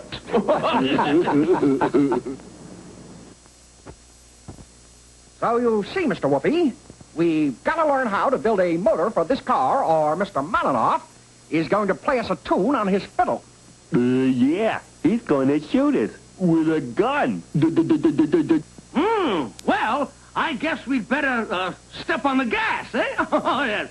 Now, where did I put my 3-dimensional blackboard? Perhaps in the closet. Oh, here it is, my fantastic 3D BB. And this is an auto engine. Let's see what's inside, shall we? You see, there are 4 tubes called cylinders. And inside each cylinder is a kind of plunger called a piston. You see? Have you got that, Chumley? The engine has 4 cylinders, and inside each cylinder is a plunger called a piston. Okay, Mr. Whoopi, go ahead. Oh, well, a little gas and air come into the cylinder. Now, gas is very, very explosive. So when a spark plug at the top of the cylinder makes a spark, there is an explosion which pushes the piston down. Okay. Gas comes into the cylinder, a spark plug makes a spark, and the explosion makes the piston go down. Perfect, my boy. And then, of course, the piston comes back up and pushes out the burned up gas. then back down, pulling in more gas and air, then back up for another spark. And whoopee! Our motor is running as the cycle is repeated over and over. And naturally, the same business takes place in all the other cylinders, too. Okay, Mr. Whoopee, thanks. We've got it now. Wait! But wait! But it was too late to stop our heroes. Soon at the garage... See? There are the cylinders. Now you hop in the car and push the starter. Hey, we've been robbed. Somebody walked off with the bikes. What? Someone has stolen the dashboard and steering wheel. Chumley, you're sitting in the back seat. Ooh. That's better. Now start the motor. Oh, boy, Tennessee, it works. It works. Of course it works. Tennessee Tuxedo will not fail. Now, let off the brake and back it out of here. Gee, Tennessee, she won't go. Why don't you give us the push, huh? What do you mean, push you? If the car won't go by itself, there must be something wrong. Come on. But I tried to tell you, boys. Of course your motor won't move the car. You haven't connected it to the wheels. Oh, yes. Well, that does sound important. Better make a note of that, Chumley. Now, how do we connect up the motor? Well, first, each of the pistons we were talking about has a rod on the bottoms called a piston rod. Each rod is fastened to the crankshaft. I get it. When the pistons go up and down, the crankshaft goes round and round. Right. And because the crankshaft is connected to the rear wheels, it makes them go round and round, and whoopee, away we go. Phineas J. Whoopee, believe me, you're the greatest. All right, Chumley, I've connected the piston rods to the crankshaft. Now start up the car and back it out. No, Chumley, I said back, you! Chumley, would you mind letting me in? Look out! That's Mr. Manoff! Good work, you two. You caught the big bank robber, Rookie Maninoff. So you're pretty good detectives, even if you are terrible mechanics. Hey, Chumley, there's an idea. Private detectives. Private detectives, eh? Fine. Here's your first case.